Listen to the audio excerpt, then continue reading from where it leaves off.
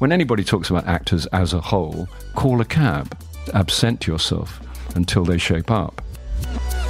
What you really want to do. Yeah, Who do you really want to be? That's the big thing. I envy people who knew early on how they wanted to spend their lives, what they wanted to do with it. In other words, Kylian Mbappé. I think maybe life is just, how many people have you heard, including myself, would say, I wish I'd known then what I know now, but maybe life is just a process of finding out what you're supposed to know. You can't know it sooner, obviously. The irritating thing is that every single negative thought I ever had about myself was not only inconvenient, it was also completely unnecessary. In other words, it was all a lie.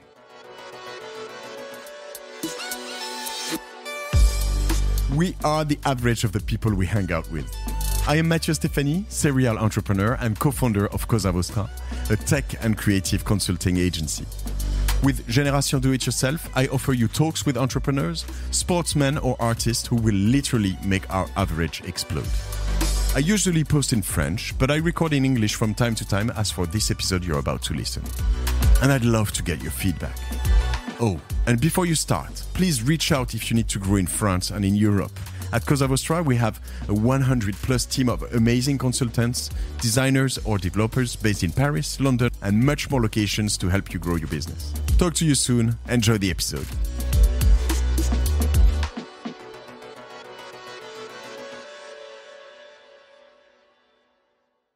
Bill Nighy. That's how we say it, actually. Is it the right?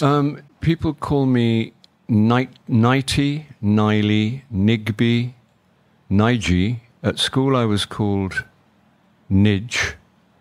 And my father always wanted us to be called Nighy, which rhymes with sigh. So in honor of my late father, let's call me Nighy. Nighy. Okay, it's pretty cool, Nighy. And you don't like Billy, huh? No, it's not so much. You can call me... The thing about being called William is that you can tell how long people have known you, because there's Bill, Billy, Will, Willie, which these days is a little risky. But and my mother hated Billy. So if anybody came to the house and said, "Can Billy come out to play?" she would say, "We have no Billies here." It was a thing. She had a brother called Billy, but I don't know if it was anything to do with that. But you know what? So yesterday night, with Bill and Andrew Lincoln and Louis Dumoulin here, my partner at Cosa Vostra. Andrew Lincoln is famous for being the first character. That's how we say it. He's Rick James, The Walking Dead. Rick Grimes. Rick Grimes. Yeah, my Rick God, Grimes. I've Andrew's hat and gun are in the Smithsonian Museum in New York. My God. That is beyond the usual level of notoriety. And so we've been there, and before the game, we had a dinner, and someone came and said, called you Billy Boy.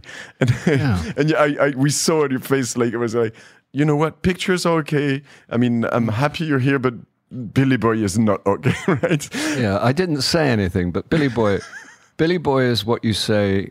If you've never met me before, it's what you say when you've had 5 drinks, I think. Yeah. I think it's a 5-drink thing. It could have been the case, actually. And the fun thing, actually, is that, so I took one picture yesterday of the 4 of us during the game, and I say, as we say in French, do you have the reference? I mean, do you know those guys? And everybody recognized you. Andrew had a hat, so we couldn't tell really. Some people did. But a lot of people called you Billy in French, and I understood why. It's because of the character in Love Actually. Well, there's Billy Mack. Yeah. So people call you Billy Nighy in France, which is right, okay. Yeah. And most of them called you Billy, which was fun. It's fine with me. There is, of course, in America another Bill Nighy, but he's spelt N-Y-E, and he's called Bill Nighy the Science Guy. All right. And he's famous in America for teaching science to school children. And to opposition to Bill Nighy, the what? I don't know, but I met him once. I was in a restaurant in New York, and the maitre d' came over and said, "The other Bill Nighy is in the restaurant." And Who was the other, you or him? He was the other. All right. And he came over and he said, and we had a picture taken, and he said, "Can I put you on my Instagram?" So the two Bill Nighy's did meet. And did you have a picture with Paul Smith? Pardon? With both Bills, yes. Paul Smith. Oh, Paul Smith. Well, Paul Smith, the designer, and I are often mistaken for one another. I have been mistaken for Paul Smith probably more than anyone else in London town. And the first time it happened, I got into a taxi, and the taxi driver said, I haven't seen you for a while. That was a bit of a day, that day we had together. We went all over London, and then we went to that Mews. Do you still live in that Mews? And I said, I don't live in a Mews. He said, come on, Paul, you know where you live. And then the next time was when I was in one of his shops, and a man came up and said, can I have a picture? And I thought he wanted my picture. So I said, sure. And then the girl from the counter, she took the picture, and while she was taking it, he said, I had a picture of you in one of your other shops. And I thought, oh, he thinks I'm Paul Smith. Nice. But I didn't tell him. People often say Gary Oldman. If I've got the glasses on, they'll say Gary Oldman, which is an odd one. And I have been congratulated on being in Tinker Tailor Soldier Spy many times. And I never say, I just say, thank you very much. We had a great time making it, because it's quicker. Is it? Yeah, I'm just looking at Paul Smith's. Well, we don't really look alike. He doesn't have blue eyes. We are tall-ish. We are the same age. We have, fucked up hair. Yeah. And we wear sort of inappropriately youthful clothing. Well, he does. I don't. But no, that's not true at all. He's a very, very nice man. And then I met him in the street one day, and he said, I have an idea. And I said, okay. And he said, I have a men's show opening soon in Paris, I think. He said, why don't you come out at the end for the applause instead of me? My God. And I said, sure. But then I couldn't. And I said, I'll do it if you dress me. He said, oh, sure, I'll dress you. But then I couldn't do it because I had to go away. But so he said, I've been signing autographs. Is that okay? I said, sure, go ahead, please. Should learn how to sign with your signature, right? Yeah, I should teach him, yeah. Teach him. That's the thing, some things I want to talk about. Actually, we talked about a little bit the decisions you have to make while you're an actor, a comedian, and the no you have to say during your career. The whole idea, I was about to explain you before I turn on the mics, with this podcast is what I do on Génération Do It Yourself is try to get close with some of the greatest in their categories, in their jobs, right? And understand how did they come here? How did they get there? And what do they think about all of these, right? And all of what they've done. How can they share? I've seen that. I mean, it's almost 50 years of acting you've done, right? And I want to understand what is the same, what is different after 50 years, what makes an actor good, bad, what are different categories of actors. I want to understand, maybe and talk about your relationship to clothing, maybe to, I've read a relationship to diet or sports or stuff like this, in understanding all of these. But before all that, Bill, can I ask you to introduce yourself? Yes. Good morning, good afternoon, good evening, wherever you are, whatever the time of day. My name is Bill Nighy, and I'm here to talk with Matthieu, and I'm happy about that. I'm in Paris, and the sun is shining. It is shining, actually. It's pretty cool, but it is shining. And we had a draw yesterday night with Newcastle. And the incomparable Kylian Mbappe leveled the scores last night in the Parc des Princes. Thank the Lord. Actually, I was surprised that both of you were supporting Paris Saint-Germain. Well, I'm in Paris with my son-in-law, who is passionate about football. and I've been following Paris. I think before my daughter married a Parisian, but not as committedly as I have since my daughter married a Parisian. And I have become very involved in the team, and I love football. I'm not particularly tribal. My home team is Crystal Palace, and I always look for their result, and I wish them well, and I am involved with them a little bit. But I love all football, and I don't want to become too tribal. There are two reasons for that. One is because I'm greedy, and I want all football. I love Italian football particularly. I like Spanish football. I love all football. And the other reason is because, and I don't want all the results to pertain to the fortunes of one team, my team kind of thing. And I know people who like, they say they like football, but what they really like is, for instance, Arsenal. And anything that doesn't pertain to Arsenal doesn't really interest them. Yeah. Do you know what I mean? And I'm greedy for that. The other reason is I remember when David Beckham got sent off against Argentina in the World Cup, I thought, I see, this feels really bad.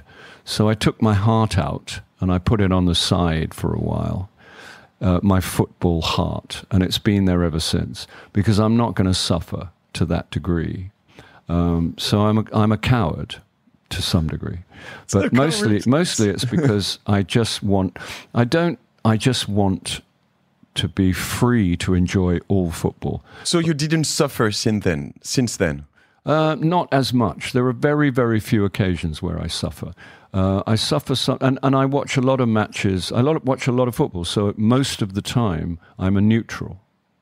So most of the time, I don't really mind who wins. But somewhere in the match, someone will do something that you do not admire, and you think, right, okay, I want you lot to lose. Yeah. But it's a casual thing. It's not like my life. It's not life and death. My heart is not affected. I have to say, I understand and feel most of what you just said. I can just start a match, and change or make my opinion during the match for who I'm supporting or not during this match, at least.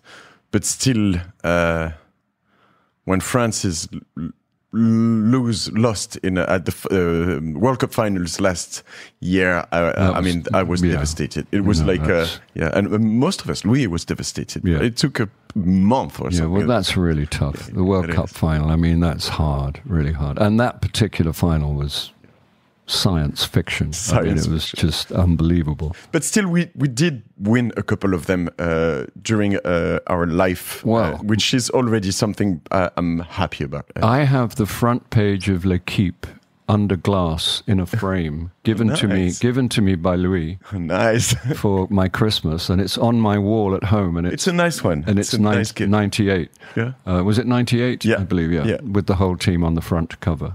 So that's proudly presented in my apartment. Okay, we didn't say it. Louis is my partner at Cosa Vostra, so he's based in London, and he's your daughter's husband, so your son-in-law, your daughter Mary, that I was so happy to see that picture you have on your phone. It was so cute. Often I would say you have your grandchildren or on your phone or something, and having your daughter here was, I think, gave me a lot of emotion. I think. Yeah, that was a picture I took when she was 16, and we went to New York for her first time, and it was a very it was a special time, and she was just on the brink of adulthood, but it's she of course hates that picture.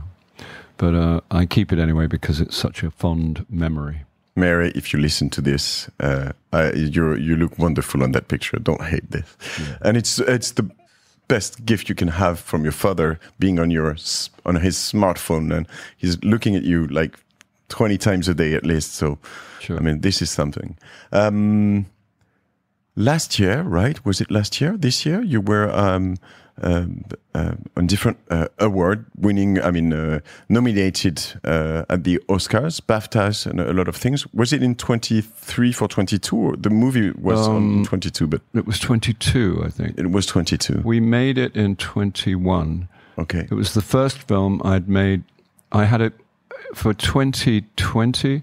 I sat under a tree, a willow tree, very beautiful tree in the countryside, for, like a lot of people, not under trees, but just not doing anything except reading and listening to music. And it was a great year, I have to say. COVID, I was very fortunate to be in a very nice place. And I hadn't done anything for a while, and then we came back and I made Living, the movie, and it was very well received, and we got nominated for all kinds of stuff. My God! So we went on a journey. We went on this. I hate the word journey. Did I just say the word journey? You did. I can't believe I just said the word journey. How come? I have a phobia about the word journey, and I've just used it. So why is that? Well, because people say, my journey. Like my journey on Earth? Right? Yeah, like it's just like Tony. No, I won't do that. But it's just that thing that people say, and you think that's not a journey. That's from drama school to a television series. You know what I mean? A journey is walking from, I don't know, Libya to Paris. Anyway, so forget that I said that, listeners everywhere, or at least forgive me. I'll try not to use it. It will never, ever happen again. But yeah, we went on this because the award season is very long and it takes months. And there are many, many awards ceremonies which generally people haven't heard of. But there are lots of them. We went to something like 9 in various parts of the world. Plus, you go to lots of festivals. So we went. It was a long trip. With that particular film, which was great because, that's kind of what you want. People liked it. And actually, it makes people watch it, I believe, also being on those festivals and nominations. I did watch it a couple of days ago, so it's the third day in a row I spent with Bill Nighy, which is, the most I've done in my life recently. I've probably done that. You're going to be jealous with Andrew and The Walking Dead 3 days in a row. Probably in the past, but because you were not in so many series or Netflix series, it's probably something I haven't done much. Wow, this movie. I was like kind of probably, he's been good in the movie because he's been nominated in some places, but the whole thing, it's fantastic. Thank you. How did it come, to you? Did you have to wear a mask and it was like during this big, if it was in the aftermath of COVID? It was at the very... the crew and the camera crew and everyone had to wear masks. The only people who didn't wear masks were the actors when they were acting. All right, yeah. So it was towards the end of the COVID lockdown. And it was very affecting from that point of view because, you were back making a film after all that long break. And I had a couple of moments of sort of where I was kind of rendered philosophical. And it was a good feeling, a feeling of relief, and I was proud of everybody that we were back and we were making a film under those conditions, and also that it was that particular film, which, I suppose discusses general humanity, decency, and the idea that you make the most of everything you have and of all the time you have. And that seemed to be a very an appropriate film to be making at that point. Yeah, and I got lucky. It happened because I went to dinner with Stephen Woolley and Elizabeth Carlson, who are two of the greatest film producers in the world. And I've made 2 films with them before. And the other guest was Kazuo Ishiguro and his wife.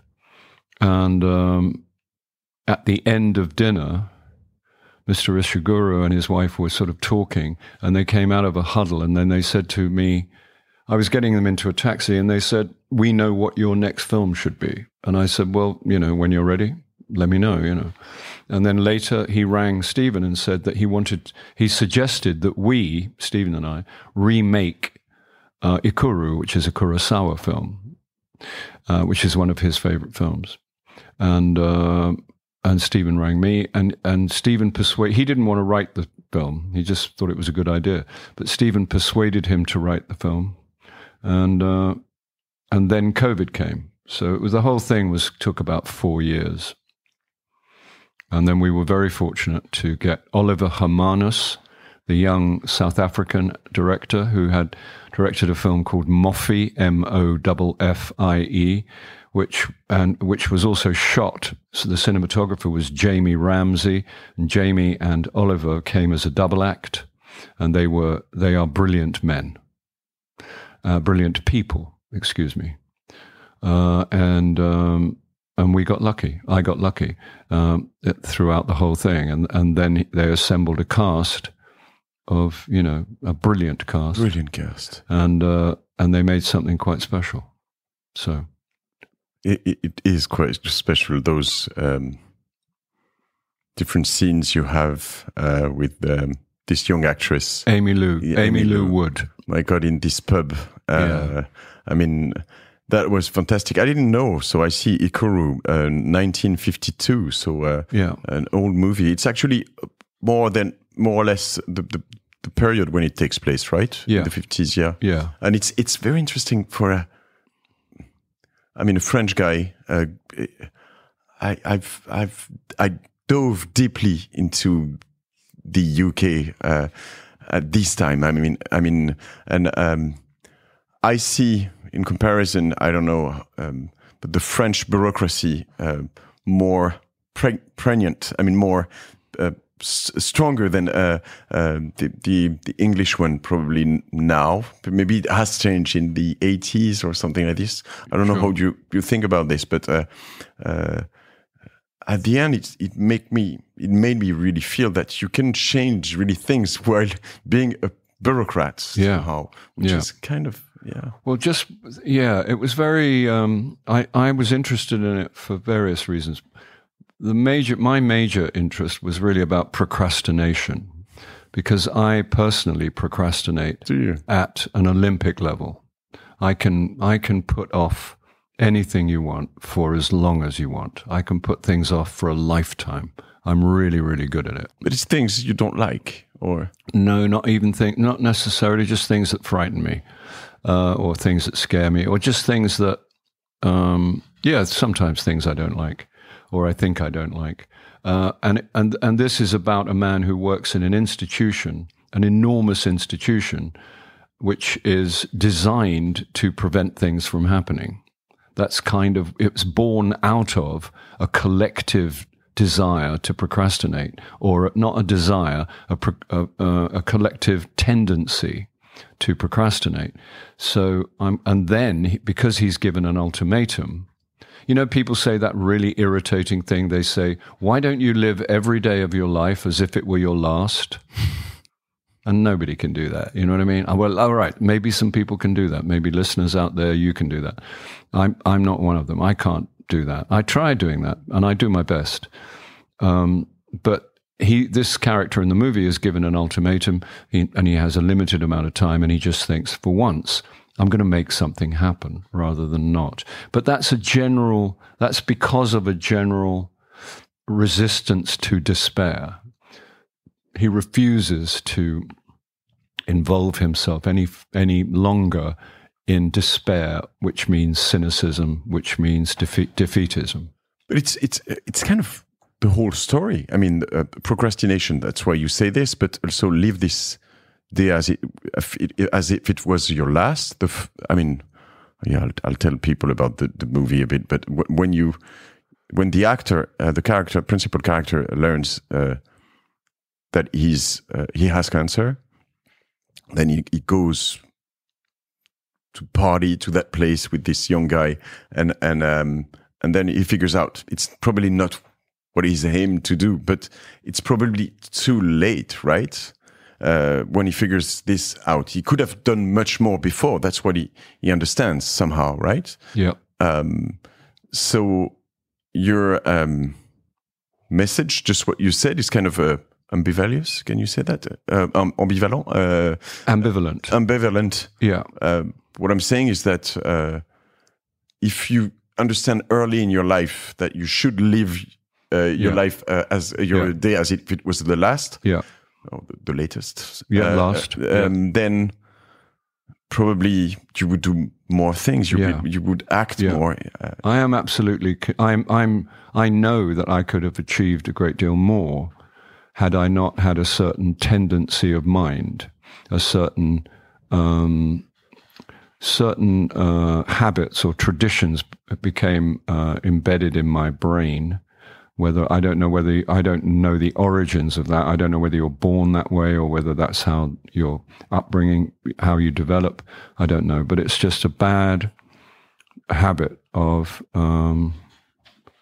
ducking things, of avoiding things. You know? This and the film gives you a kind of extreme case. It's extreme. He's told that he hasn't got long to live. And that kind of kickstarts his positivity.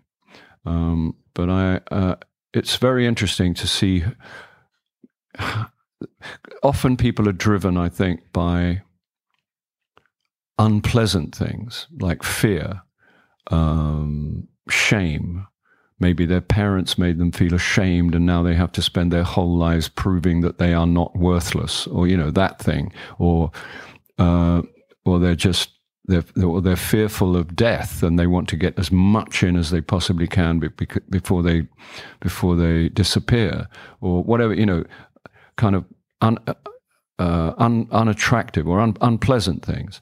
I don't think that's absolutely necessary. I think maybe life is just, how many people have you heard, including myself, would say, I wish I'd known then what I know now, but maybe life is just a process of finding out what you're supposed to know. You can't know it sooner than you. Maybe if you're lucky and you have some good people around you who can teach you things. But I was, I gave in to a tendency to procrastinate and to avoid things early on. Well, acting was supposed to mean. There is a way of looking at my career, which is that it's entirely, it's a kind of monument. It's a sort of long campaign of displacement activity, meaning that I don't have to sit down and try and write, because I wanted to be a writer when I was a kid, like every second child who's ever read a book. I thought, books were my great enthusiasm, and books and music are my great enthusiasms, rather than films or theatre.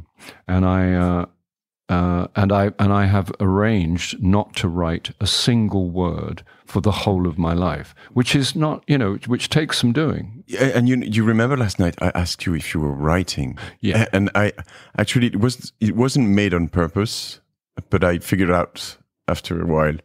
Afterwards, during the night when I was back home and just reading about what you've done, that it was your first life, and you kind of replied to me saying, "No, I don't write, like never." I was like almost not shocked, but I was like, "Yeah, he's an actor," and you say, "I produce sometime, but executive producer, it was a nice one also," but."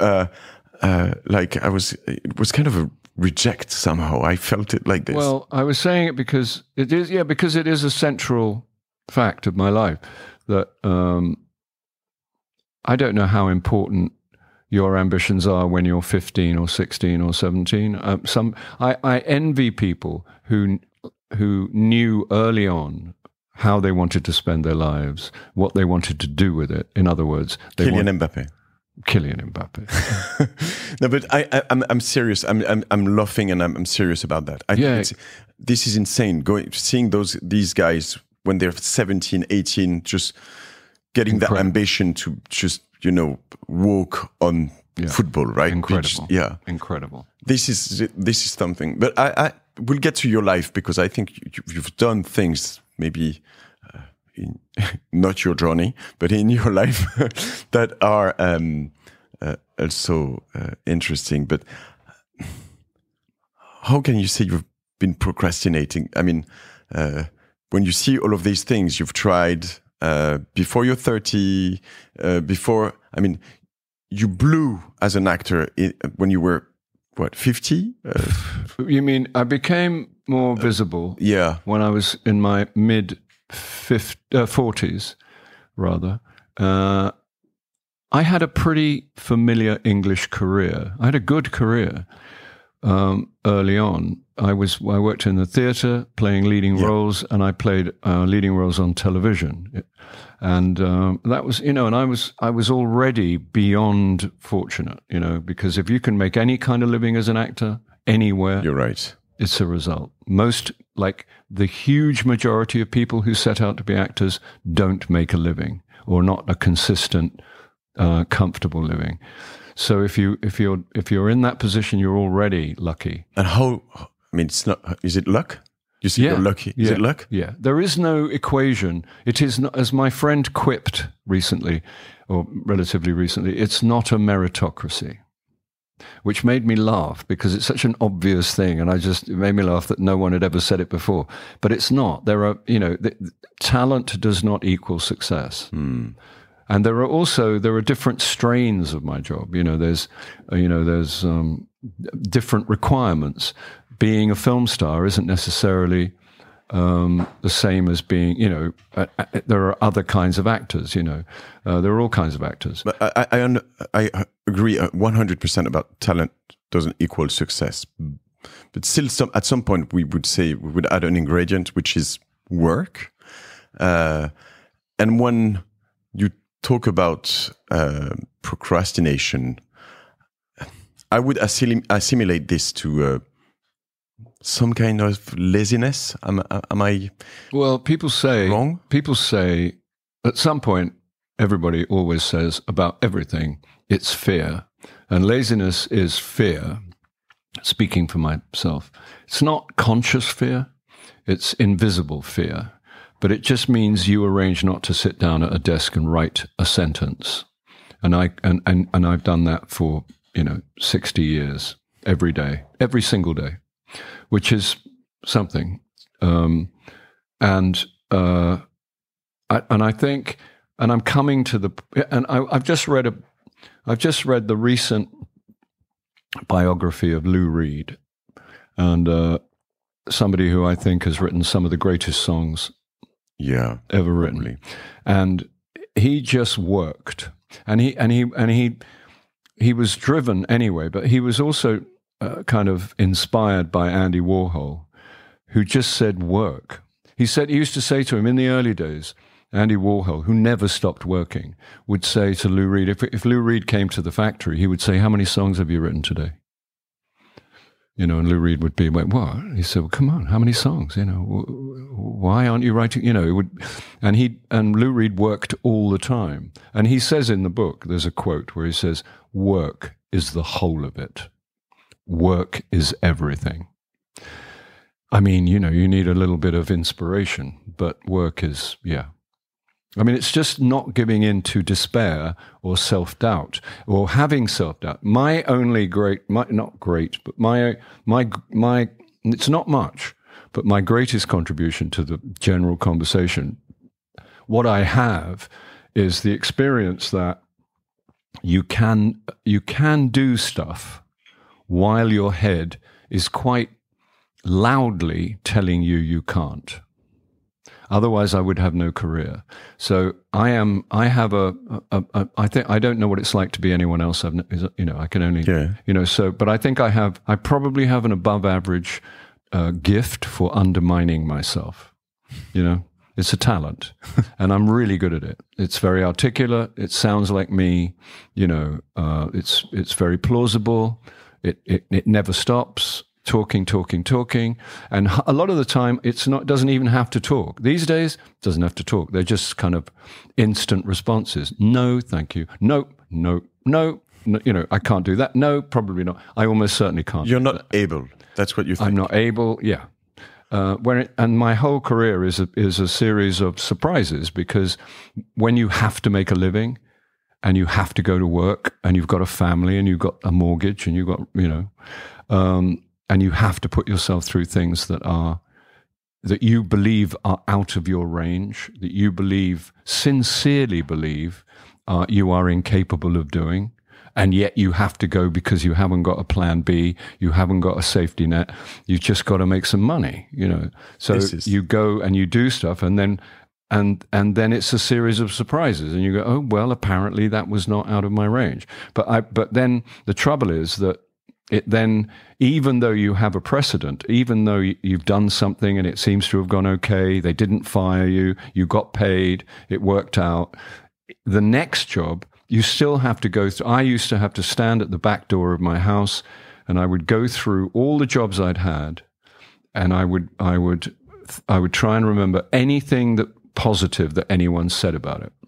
And there were certain people who I admire. There are very few people who come up and say, that was good, which really means something to you, because there are only a few people that really have that power or that effect, and I would count them. And if an employer, a film company or a theatre company, if they asked me back twice, that was incontrovertible evidence. You know what I mean? Even I can't turn that into a conspiracy. So, but I don't do that anymore. But that's what my early life was like. I now accept. First of all, I started off by accepting that there was an obvious disparity between what people thought I was doing and what I myself thought I was doing. But who are they? Those people who are important when they say that? Because I believe once you're famous, as you are, a lot of people tell you a lot of things. Some say you're just doing shit. Some say you're incredible. And out of all of these people, who are the people that counts? Well, I've worked more than anybody else. I've worked with David Hare, Sir David Hare. I don't cite knighthoods very often, but for him I will. And he's a great man and a great writer and a great person. And he has worked with me a lot of times. That's enormous. That's all that can get me by. That can get me by. I can exist on that, because his approval and his opinion of me is as important as anyone else's. Richard Curtis, who I've worked with a lot, he also, I've worked with him 4 times. People who I admire tremendously, like those two people. Professionals. I mean, and also your daughter, very good artists. Partner, your son-in-law. I don't know. I tell you, the greatest review I ever had, and anybody would tell you, any father would tell you, was when I did a play, and when my daughter comes, I remember the first time my daughter saw me on stage, I think she was 8 years old, and I was so nervous, because you never know. This could be the day your trousers fall down. This could be the day that somebody messes up the lighting cue and you fall over, or, anything can happen. And your daughter is in your life forever. It's not like she's not some member of the audience. So and every time my daughter comes, it's always the most important show. If it's a theatre play, she is the most important. No pressure here, but she is the most important audience for me, because she's, the most important person. She and her mum, they're the most important people in my life, and she came and saw me in a play some time ago, and she said something which I'm not going to tell you what it was, but it was just that's. And also because she's very, very, sorry, Mary, I didn't mean this to be about you, but she's also incredibly bright and astute and has impeccable taste. though I say it myself. And so for her, I mean, it's not just that obviously as a father I would seek my daughter's approval, but also because as a person, she is someone that I trust professionally and admire in terms of everything. But, when Harold Pinter asks you to be in a play twice, you have my attention, Or if Michael Gambon, who died recently, he used to creep up behind me. Are you allowed to swear on this podcast? You can do everything. Michael Gambon used to, when I was young and in the canteen at the National Theatre, and I was very unsure and uncertain, Michael Gambon would creep up behind me while I was queuing for my food, and he would say, "You fucking little bastard. I saw you last night, you fuckwit. You could be an actor if you don't fuck it up." And that would get me through for 18 months. That would get me through the next couple of years. If Michael Gambon said it was okay, it was okay. This is quite amazing. And once again, if you compare, and I do totally understand what you're saying right now, when I see those guys, including Kylian Mbappé or young actors, but being certain when they're 15, 17, 20, even 25, like they will just rock the world.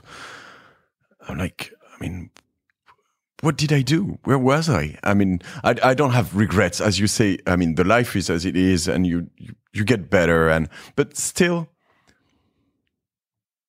if you had the chance, the force to believe in yourself more when you were 20, yeah. I mean, would it have been great, or is it okay like this? I mean, it's fine, and I'm fine. But would I have liked to have had that kind of insight when I was younger? Yeah, for sure. Life would have been so much easier, but it would also probably have been just generally more enjoyable and exciting. Although I've had a very enjoyable, exciting life. But probably tougher also. Harder, isn't it? Because when you do that, you have deceptions a lot. I mean, probably you fail a lot because you're, I don't know. Maybe. What was I going to say? I was going to say something. Sorry about that. I asked No, don't worry. If it was about to, if you had... Yeah.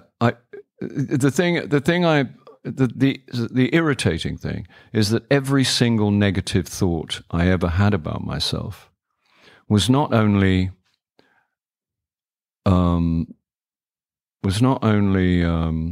inconvenient, it was also completely unnecessary. In other words, it was all a lie, a very long, lifelong, elaborate lie. There's nothing wrong with me. I'm a perfectly reasonable human being. It's not, I'm not front page news. I'm not, it's like I'm not worthless. It's kind of, so all that negativity was completely unnecessary. And that's kind of, it's good to know that now. I feel that, I'm not winding down, for instance. I'm going to crank it up. That's the idea. And partly that's driven by an understanding of these things that we're talking about, an understanding that there's no reason why not. There's no reason, I don't have to. And if I have limitations, so what? So how clever am I supposed to be? How clever would you want me to be? Who are you anyway? Who are you that want me to be cleverer? What, me? Apparently it's me that wants me to be, better looking, cleverer, funnier, whatever, more insightful, wiser. I'm exactly as wise or as intelligent or as, attractive, sorry, Mary, as I'm supposed to be. You know what I mean? It's like there is no, who are you comparing yourself? Forget about it. Get on with it. Do something, make something happen, and have some fun, and try and also be in vigorous opposition to those forces that you do not admire in the world, which seem to be running riot currently. So, let's get on and do some work that makes, that just puts a little chink in there somewhere, and make it entertaining. Yeah, make it entertaining. Because that's the way that information travels best. It's true. Stress and fear makes information to travel quite good. Yeah. I mean, the thing about my job is that it is quite alarming, to be the only person to stand up in front of 1,000 people and speak the basic human response to that is to be alarmed. I mean, that's, you know what I mean? That does. Yeah. But for years, I thought that sort of made me either, in the old days, I would think it made me, a sort of bad person, or it made me almost more importantly, it made me a bad actor because I was alarmed. You're supposed to be alarmed. Acting is what you do after you're alarmed. After you've got what we say in England, the wind up. Do you know this expression? No, I don't know. It means you're scared. Yeah. It's like once you've got the wind up, now go and act. That's why, It's something you have to love? It's something you have No, there are sort of, like with every job, there are probably three things they say about, journalists, podcasters, biochemists, airline pilots. There's probably three things people say. There are three things people say about actors. The first one, or nearly always, is you love what you're doing. The other is that we're all kind of, we're gregarious, we sort of fancy ourselves, that we are confident, forget about it, that we are, and there used to be a kind of thing that we're not very bright, that actors as a whole, when anybody talks about actors as a whole, call a cab. It's like anyone who talks about women as a whole, call a cab. You don't breathe the same air. As soon as they say the word women, leave the building. And similarly with or men, or with actors, or with just you realize you're in the presence of somebody who's not in very good shape currently. Yeah. So it's best to just absent yourself until they shape up. So, but people do tend to talk about actors as a tribe. You couldn't get a more disparate bunch of people. Yeah, it's true. And similarly with biochemists, I'm sure, biochemists have, all kinds of different people become biochemists. It's got nothing to do with biochemistry or the job, But still, I mean, if you go in front of as an actor, singer, 1,000 people, 10,000 people, and you were, puking every time you go on stage. Probably you should think about it, right? I know, you would think. Yeah. I don't actually vomit, but I know people who do. I know people who are much more, celebrated than I am. People who've had books written about the mystery of how they achieve what they achieve, and they vomit before they go on stage.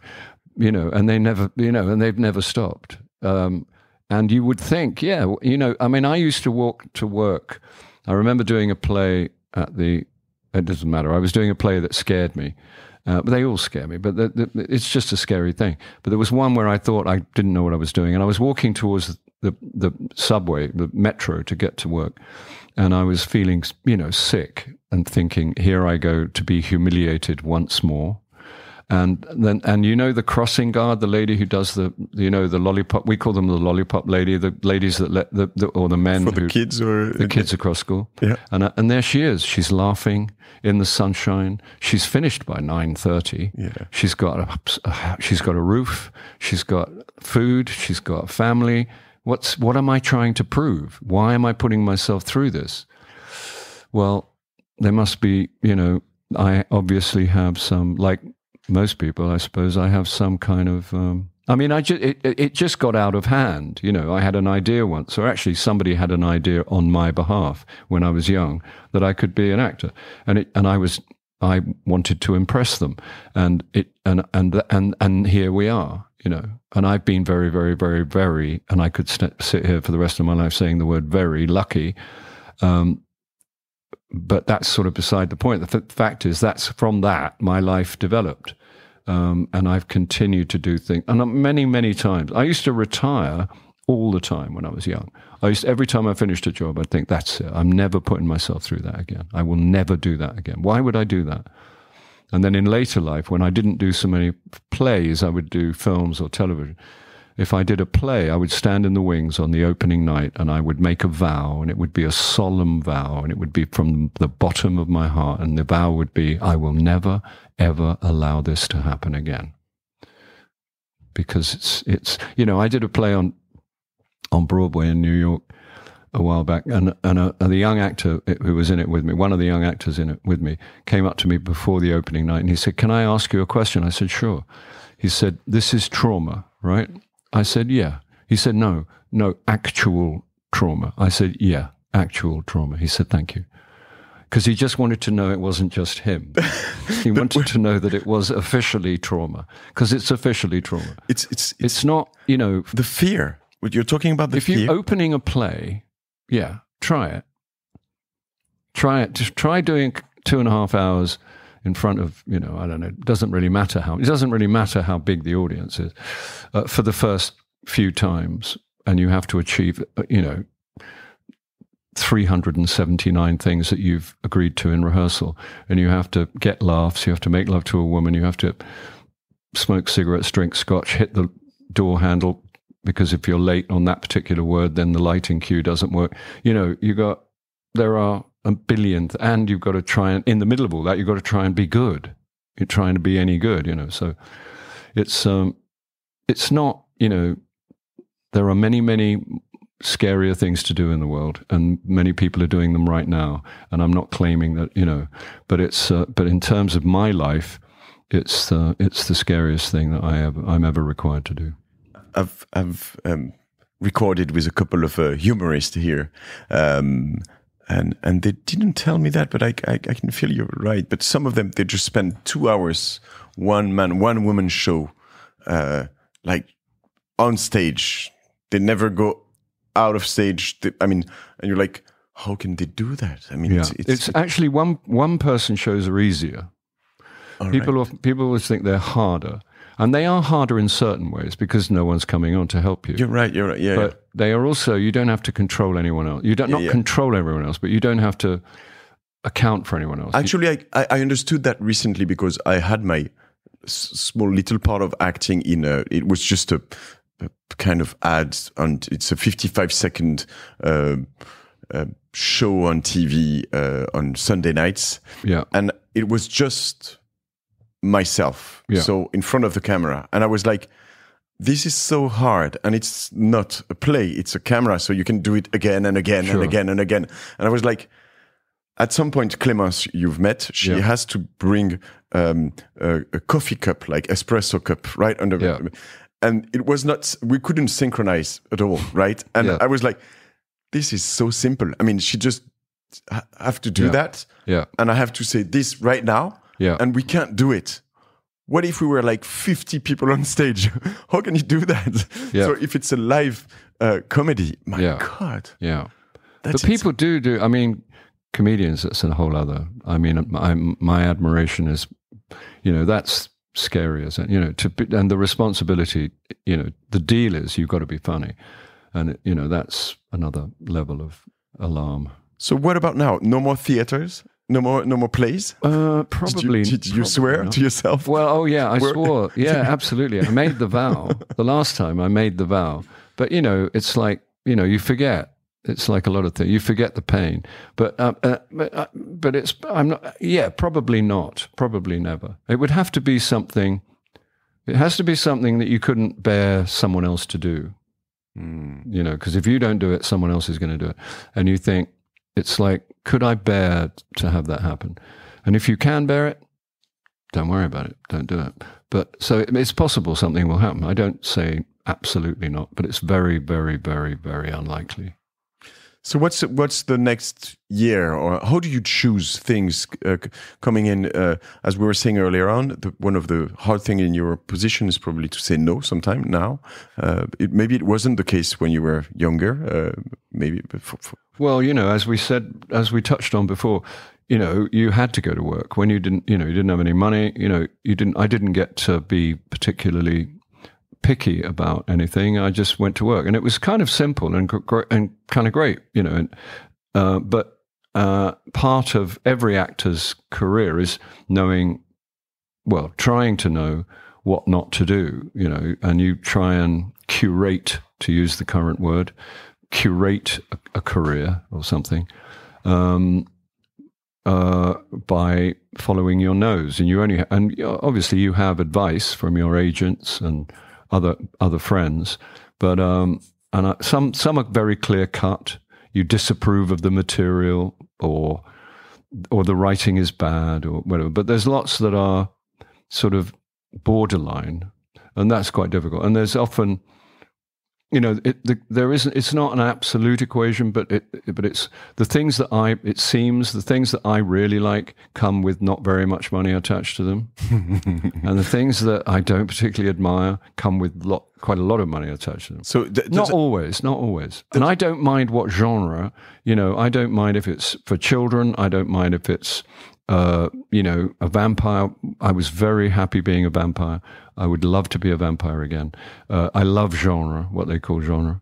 But should it come into the equation, the money thing? I mean, if there is something you don't want to do, but they say, okay, but it's going to be, I can pay double. Or 10 times. I mean, should you say yes because it's... Well, no, you don't necessarily say yes. You have to... Part of that, part of it is saying no to money, which if you've been without money for any length of time, which most actors have, that's quite hard to say, say you put the phone down and you sort of, and run around the house thinking, am I crazy? Am I insane? And if you told anybody that wasn't in your business that you just turned down a considerable, they'd think, are you crazy? And if the people around you were hungry with you before, that you're like... Yes, quite. But sometimes, you don't tell anyone because you just think, don't tell anyone. Ashamed. It'll make them upset. But no, you just, good scripts are quite rare, like everything else, like most poetry isn't any good. It's just talent is thin on the ground. It's like most jazz music isn't great, some of it. You know what I mean? It's like most everything. Most painting isn't very distinguished. Yeah. Most writing of screenplays or plays is not very distinguished. When something really good happens, and if the story is close to your heart, who cares? Who cares about the money? If it's something that you're passionate about, or I don't know about passionate about, that's a word I find difficult to use, but something that you admire, that you have an enthusiasm for, then or you meet the person and there's some feeling of and it's a young, I've worked with a lot of first-time directors. I don't know, maybe 7 or 8 people who've never made. And I'm Are never you still doing it now? Oh yeah, I'm never daunted by that. I'm always encouraged by that. All right. I always think, I don't know what I think. Why not? It may be that they have something new and something, and if the material is good, then why not? Do you have any regrets about jobs? Yeah, you haven't. Not really. No, there's nothing that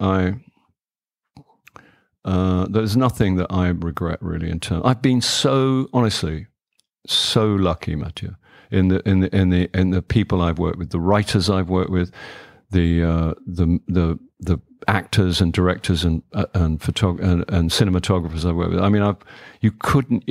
It's comic. It's laughable how lucky I am. Honestly, I have nothing to wish for. Years ago, I remember sitting in a cafe and thinking, there's nothing left to want in terms of my career, in terms of acting. Because sure, I want to do it again and again and again and again, but there's nothing I lack. I've worked with, as I say, and the writers are the thing. The writers that's the beginning of everything. This relationship you have to writing is interesting. Well, yeah. I don't know that I have it. I don't know if it's any more significant or deeper than anyone else's, but I know that I like. I read all the time. I read. I always carry a book. The rule is always carry the book, because you never know who's going to cancel lunch. You never know who's going to not turn up. You never know if the train's going to be on time. But I always carry a book. because and I went out the other day without a book under my arm, and I felt really weird. And I was like, why do I feel weird? And I realized it was because I wasn't carrying a book. I'll put that on my list. I have an automatic rule of what I do. Like, always carry a book. I love this one. Yeah. I get a new one. Good. Yeah. Just always have it. And then you've got it. And, whatever happens, you've got the book. Otherwise, you're going to spend time on Instagram, which is... Well, that's... Yeah, I'm not on... Yeah, I know. but I spend time on my phone, so... But screenplays are different, or theatre or plays are different. And the thing about them is, as an actor, is the dialogue. And not many people can write dialogue because it's really hard. And it's not only hard to reproduce actual, speech patterns or, interesting things people might say. You've also got to kind of heighten it. You've got to spin it. You've got to kind of dramatize it so that it's exciting to have said in public, and so it's rare, and all the time you're reading, you're thinking about saying it. Well, obviously your part, and whether it.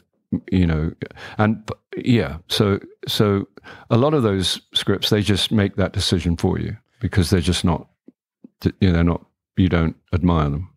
But am I totally wrong? Because you come to reading, right, and scripts, but you talk about writers as almost like the Champions League. I don't know. Well, yeah. Am I totally wrong if I tell you that because you wanted to be a writer or a journalist until you were 30. We might come to that later on. And now you don't write, and you don't even... I mean, you had this rejection to the question yesterday. Yeah. Do you forbid yourself to write? Is it something... No. I mean, one day... At the moment, I've got it down to... There's a small table in my apartment, which at the moment is in a corner. And all I have to do is pick it up and put it in the center of the room. That's the challenge. That's the latest challenge. And maybe I'll do that. I could make a vow here on air. Yeah. That I will do that. I don't know if you're very good with vows. Well, I mean, that's what you said earlier. I know. I'm not very good with vows. I'm very good at breaking vows. The thing about vows is, once you've made one and broken it, it's very easy to break the next one and the next one and the next one. The spell is broken. But there's no reason at all. And I'm absolutely aware of it all. And I read about writers. I read about how writers write. I know all those quotes from famous writers about how they write. I know, that Ernest Hemingway stood up when he was writing. I know Nick Cave gets up every morning, has his breakfast with his family, then puts on a suit and a tie, and then goes down to his office, takes his jacket off and puts it on the back of the chair and goes to work. But see, I mean, that's everything you're telling me since being an artist. An hour now is like, some of the plays, some of the jobs you had the suits were too big for you. Is it the expression? That's what we say in French. Le costume est trop large. You were feeling that you wouldn't be able to make it because the jobs was too big. Yeah. It was too difficult. Yeah. And then you tell me about all of these songwriters, painters. It's all about work. Yeah. You talk to me about writing. It seems, and this little table in the corner, and I'm like, I'm just a young bloke, but I would say, just do it. Yeah, come on. I know. It's like, somebody said to me, one of my writer friends said, you have to make a fool of yourself on paper, on your laptop, for 3 years.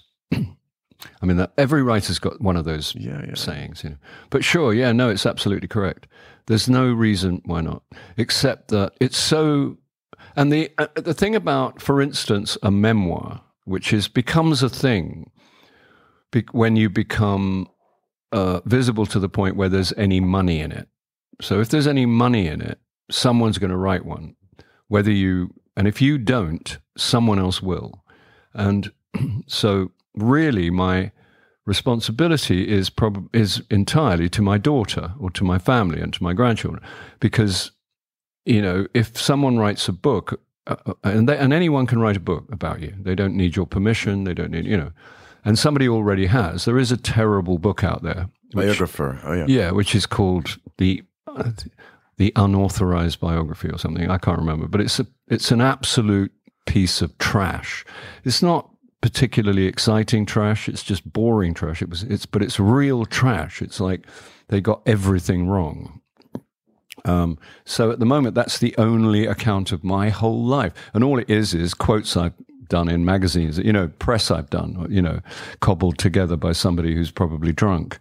It's like, it's not, it's not even a book. Still, it's but what it's the your only granddaughter is going to read, right? That's the only one around, except nobody read it, thank God. But so, and if I don't, so therefore, you think, well, because to speak about yourself or to write about yourself at great length, you've got to have an excuse to talk about yourself at that greater length.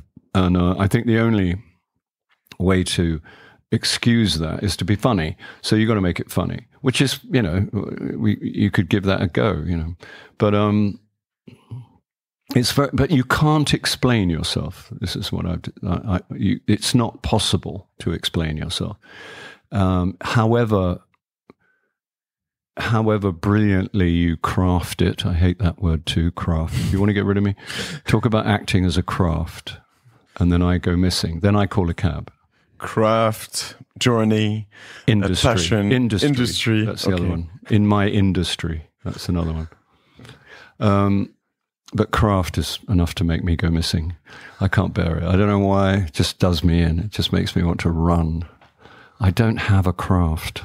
Okay. It's quite opposite to industry at the end, though. Well, no, crafting is it's just a way of saying. People say it. People don't say. I mean, probably they do say it in other industries. I don't think of it as an industry. Of course, it is an industry, I suppose, if you want to look at it. But I'm not in an industrial situation. Yeah. You know what I mean? But it's become a thing that people say as if, and the reason for saying it is to indicate that you're kind of inside it. And you say industry, like it's like a thing. It's like a sort of buzzword, as they used to say. But yeah. Anyway, the book I did admire was Bob Dylan's what's supposed to be the first volume of his biography, because because there was this pressure that if you didn't write it, someone else would. I took to going in bookshops. I spend half my life in bookshops anyway, and I would pick up actors or, artists' biographies, and I would read the first line. And most of them make you want to lie down and go to sleep. They're like, I was born under the sign of Aries, You go, yeah, okay. But Bob Dylan, he took three periods of his life, three sort of passages of his life, which he went into in great detail. And it was like being caught there was no chronology particularly, but it was like being caught on a train by somebody very interesting. And every now and again, he'd write a sentence where you think, oh, of course, you're a genius. I forgot. Because he's a genius. There are moments where he is, in the book where you just think that sentence is powerful and true, But it was, what I liked about it was that it was apparently just a ramble, but it was kind of structured as well. It's like, it's trying not to be, there's no point. It's like, there's no point detailing the events of one's life and expecting to be understood. They're not the thing that will help anyone to understand. Not that I feel any pressure to explain myself. I really don't. Because I think I discovered, or I rather, it became clear to me many years ago that it's not possible. And everyone will always have the wrong idea about you. It's true, but what I like, I don't know about you, what you like in those biographies, but what I like in those conversations and the chance I have here in this podcast is that I can see that it's probably the difference between men and animals. I'm not alone, right? What I'm saying is that when you say those things about, you know, the next movie or the next play, that is, you're not going to be able to do it, but still you're going because you need to eat or because that's what I'm digging. That's what I'm looking for. I'm trying to look for the next thing that I'm not able to do and try to achieve it so I can check the box, right? Yeah. And I'm impressed by the people who've done that earlier on, but still at some point, you talk about procrastination, and I don't see how all of these work together, because you have to look for those things. You have to, what you've done, the different characters. I mean, Harry Potter, you've done, Love Actually, so his name is Billy Mack, right? I mean, this thing I've seen yesterday night, and the thing I've seen the day before with William in Living, these are so different.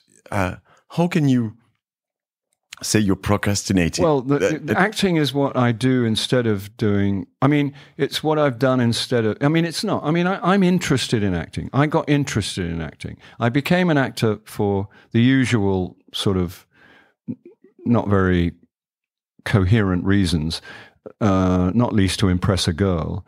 And then suddenly I was an actor, and I thought, well, you know, and I better get on. You know, one thing led to it. I got jobs. I did get jobs. But and it was always what I, you know. But you started on the radio, right? Pardon? You started on the radio, right? I didn't start on the radio, but I did when I was young. I was on the radio a lot, and it was a very big part of my development. Because at drama school, you know, there's quite a lot of, what would you call it? A lot of unnecessary talk about acting. Same as there is about painting, football. I don't know, not football. It's all necessary. But you know, there's a lot of confusing talk about acting, and you know, and it does, and really, the only thing that really helps is experience. And the radio was great because I got to play parts I wouldn't normally get to play because it doesn't matter what you look like. I could use different voices, and also almost most importantly, I was in a room with lots of very experienced, very good actors, and I just watched how they went to work. They didn't have some, you know, weird process. They'd done all their work at home. They'd prepared. They had annotated the script like a music score, and they went to work, and they just went bang. And if they needed to get laughs, they got laughs. If they needed to break your heart, they broke your heart. If they needed to cry, they cried. It wasn't like there was no big deal. And you go, oh, I see. That's, you know, it's like... It's just going to work. It's just going to work, you know, which is what it is. It's just going to work. And it's... And I love that, you know, but I believe in it as a primary art form. I think people call it a secondary art. No, it's not. It's an absolutely primary art form at its best, obviously, like everything else, you know, like most, you know. What do you oppose this to? I mean, the thing about, just to answer your question, the thing about it not being procrastination is because other people make the decisions for me. In other words, they hand you a script and say, you want to do that? And you go, yeah, okay, I'll do that. You know, so I haven't it's not, you know what I mean? I didn't have to do the bit where I go, let's make a script or let's, you know, make a decision about, you know, it's just like bang, oh, I'll do that one. You know, it's like other people have determined my trajectory. So it's not, and it means that I don't have to, you know, it's like I'm at work. I mean, a lot of people use work like that. You know, I'd love to get around to looking at my life and myself and, you know, my situation, but I'm at work. You know, I've got to go to work. I'd love to, you know, do this, that, or the other, but actually, I've got to go to work. And they use it as a way of structuring their life. Without it, they have no structure. They, you know, I'm talking of myself as much as anyone. They use it as a way of using the time. You know, I mean, obviously, you've got to make money, but it's a way of not looking at, you know, the big picture, or, you know, and that's, you know, and all the time I've got, and people say I'm a workaholic, which I always deny, and I'm always quite defensive about it. And the fact that I'm defensive about it means I almost certainly am. You know what I mean? No, you're not an alcoholic. But I'm not a workaholic. But I just, but I'm fortunate. I'm given great opportunities, wonderful jobs, wonderful people, wonderful things. So I go to work. But that's not like the things I procrastinate, therefore I am liberated from the procrastinatory process. But the procrastination in all other areas still takes place. And acting, my work, is a big part of the procrastination. You mean you still have to change the light bulb in your kitchen since a couple of years? Or? No, I mean, it means I wouldn't know. I mean, I think I can just about change a light bulb. I'm not confident about that.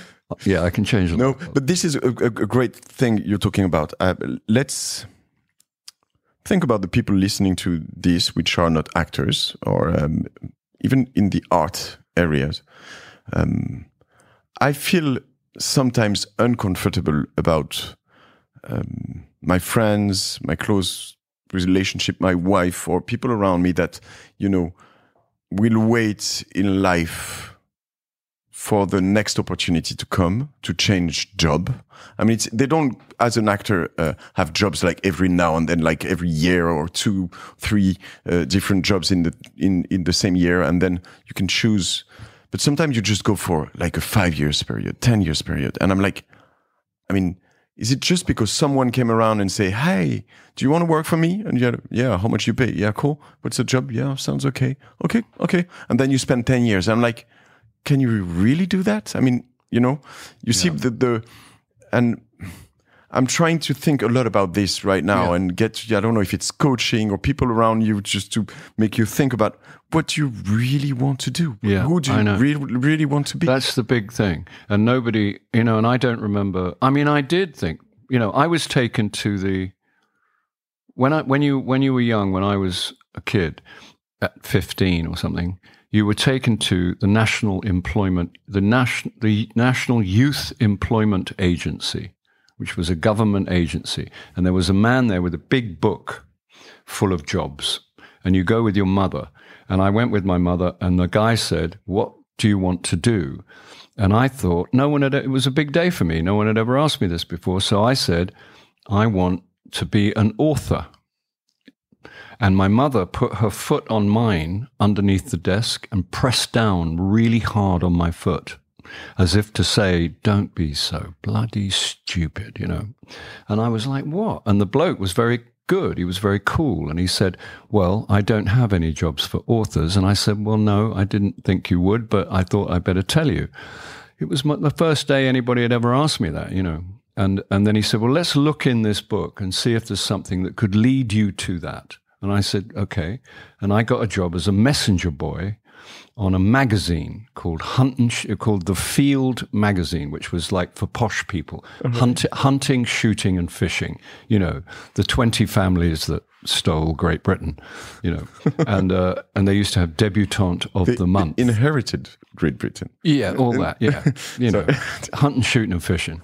And I was the kid in the office. I used to run the errands and do it. And indeed, at one point, the man who ran it, Lord Harmsworth, called me to his office. I thought I was going to be fired. He said, if you get shorthand, this shows you how old I am, shorthand and typing, I will put you in the sub-editor's office. So it was what, I would have maybe been a journalist on the Field magazine. Anyway, I ran away to Paris and blew the whole thing. But anyway.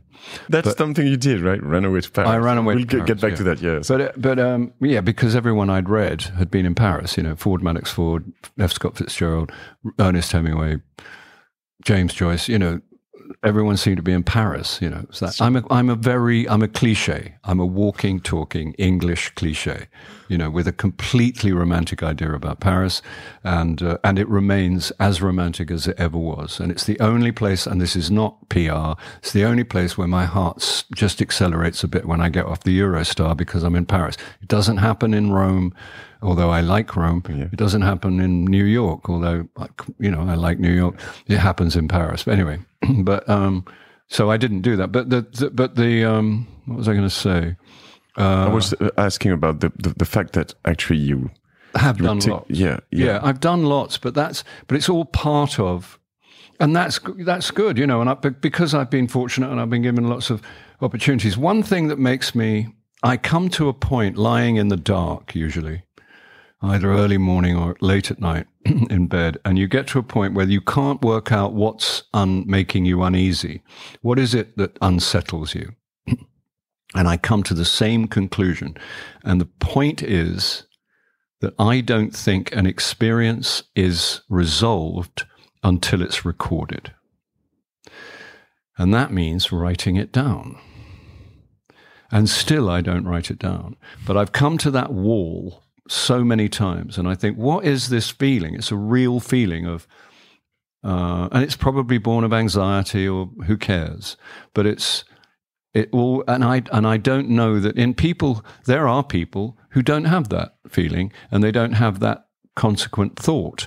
They don't think, oh, I need to record my experiences because otherwise they're not, they don't think like that, because, and they are probably more fortunate than I am, because they don't have that pressure or that need. But I do, and I think that's, and I think maybe that means I should move the small table into the middle of the apartment.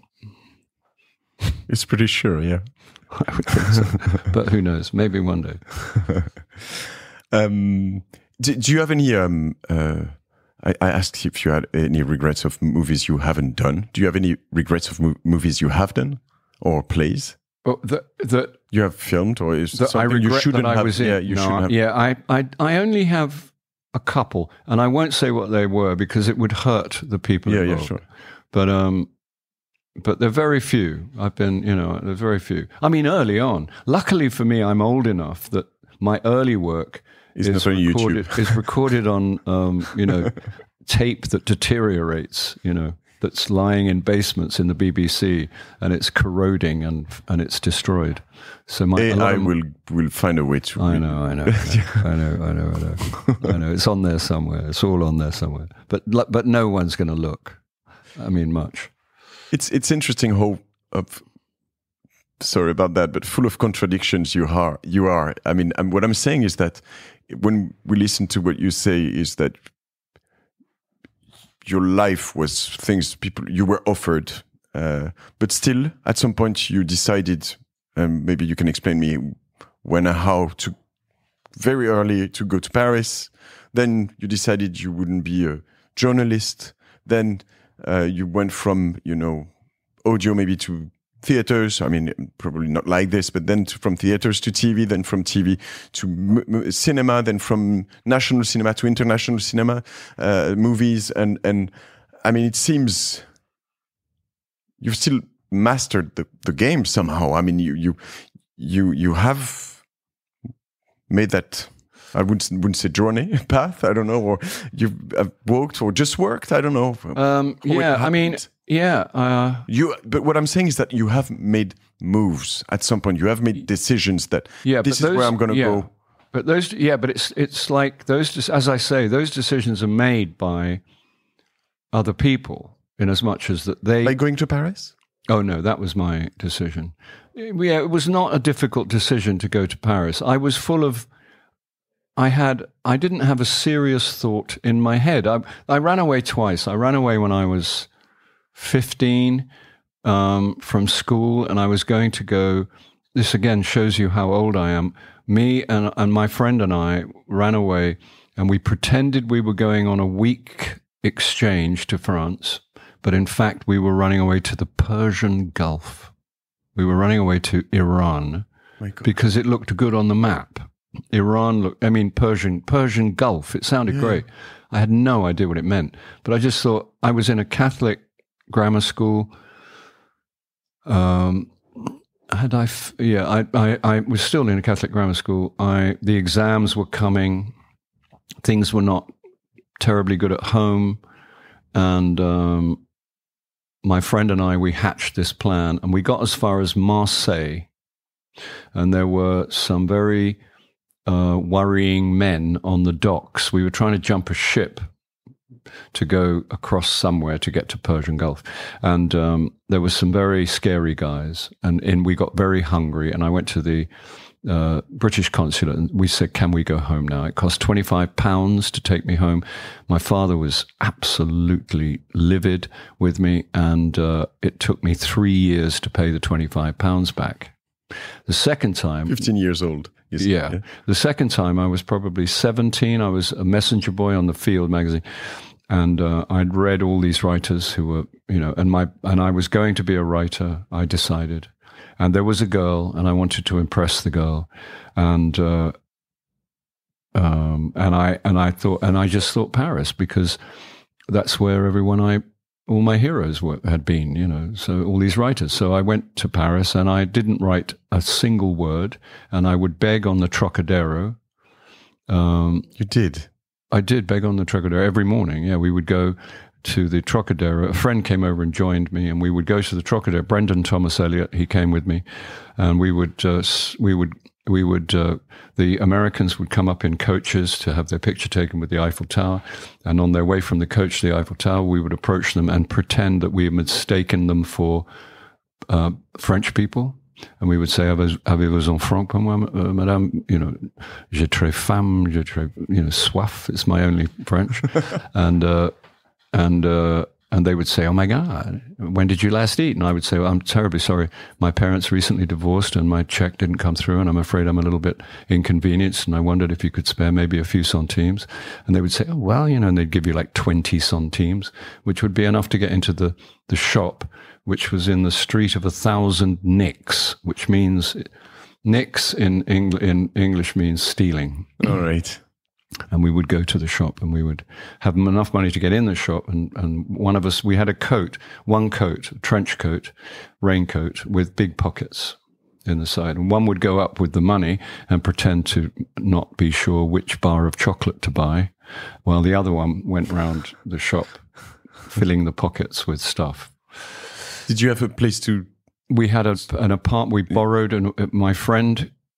borrowed an apartment, and there was a girl who'd gone. We had an apartment for a while, and the photographers would come over on the Trocadero with big wads of cash, and they would say Madame Cuckoo's, I think it was called. Yeah. And you would go there, and if you went there, and you would make love to what they called old women, and they would give you 250 francs and your dinner. But I had never made love to anybody, and I didn't know what to do, so I didn't go. And also because I was waiting for, my future wife. I thought maybe she was sort of looking at you. She was getting ready somewhere, and I didn't want to cheat on her before she arrived. So, and we would sit there, my friend Brendan and I would sit there, and we would count how many women we would have had to have sex with in order to buy a Harley Davidson. That was the years, right? End of the 60s? End of the 60s, yeah. Because you didn't have to wear a helmet in Paris.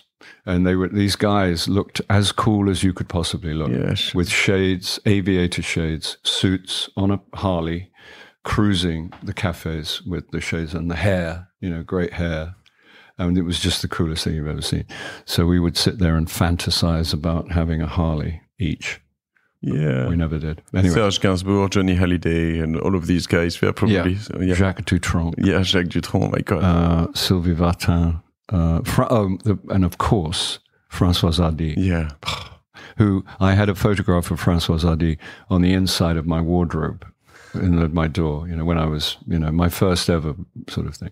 And then when she was photographed with Bob Dylan, yeah, who was then officially the coolest person in the world, and those pictures of him with Françoise Hardy were just like everything you ever desired for yourself. Even the suit he was wearing, he had this kind of big dog's tooth suit and shades, obviously. And so this didn't work out, Paris? How long did you stay? No, I stayed for a few weeks, and then I went home, and I can't remember what happened after that, except my father was also very not pleased. But and not long after that, I went to drama school, I think. Not very long after that. Okay. I went to a drama school for a couple of years, and thinking that, you know, I'd go, because it meant I was a student, and I think I was the first sort of student in my family, you know. All right. Because they didn't used to further educate. Only the middle class or the upper class got further education. You know, university was not a thing that everybody went to. Yeah. You know, now, quite rightly, everyone would expect to go to university, you know, but it wasn't like that when I was a young man. It was, you know, I mean, somebody mentioned it at school once, and I just thought, it's never going to happen. My father wouldn't, he didn't admire it. He thought you should learn in life, you know, you should get some experience. I believe acting was not the thing he was thinking about. My father was no, it was not the thing he was thinking about. But my father was my father was he was a great man, and he was a good person, and he was very good with me, and when I said I want to be an actor, he did not panic. And he said, well, you know, let's ask around. He said, I don't know how you do that. And I didn't know how you do that. So he said, well, let's ask around and see what has to be done. And we used to watch David Frost. Do you know who David Frost was? I know the name. But... David Frost was the big interview on British television and American television. He interviewed Nixon.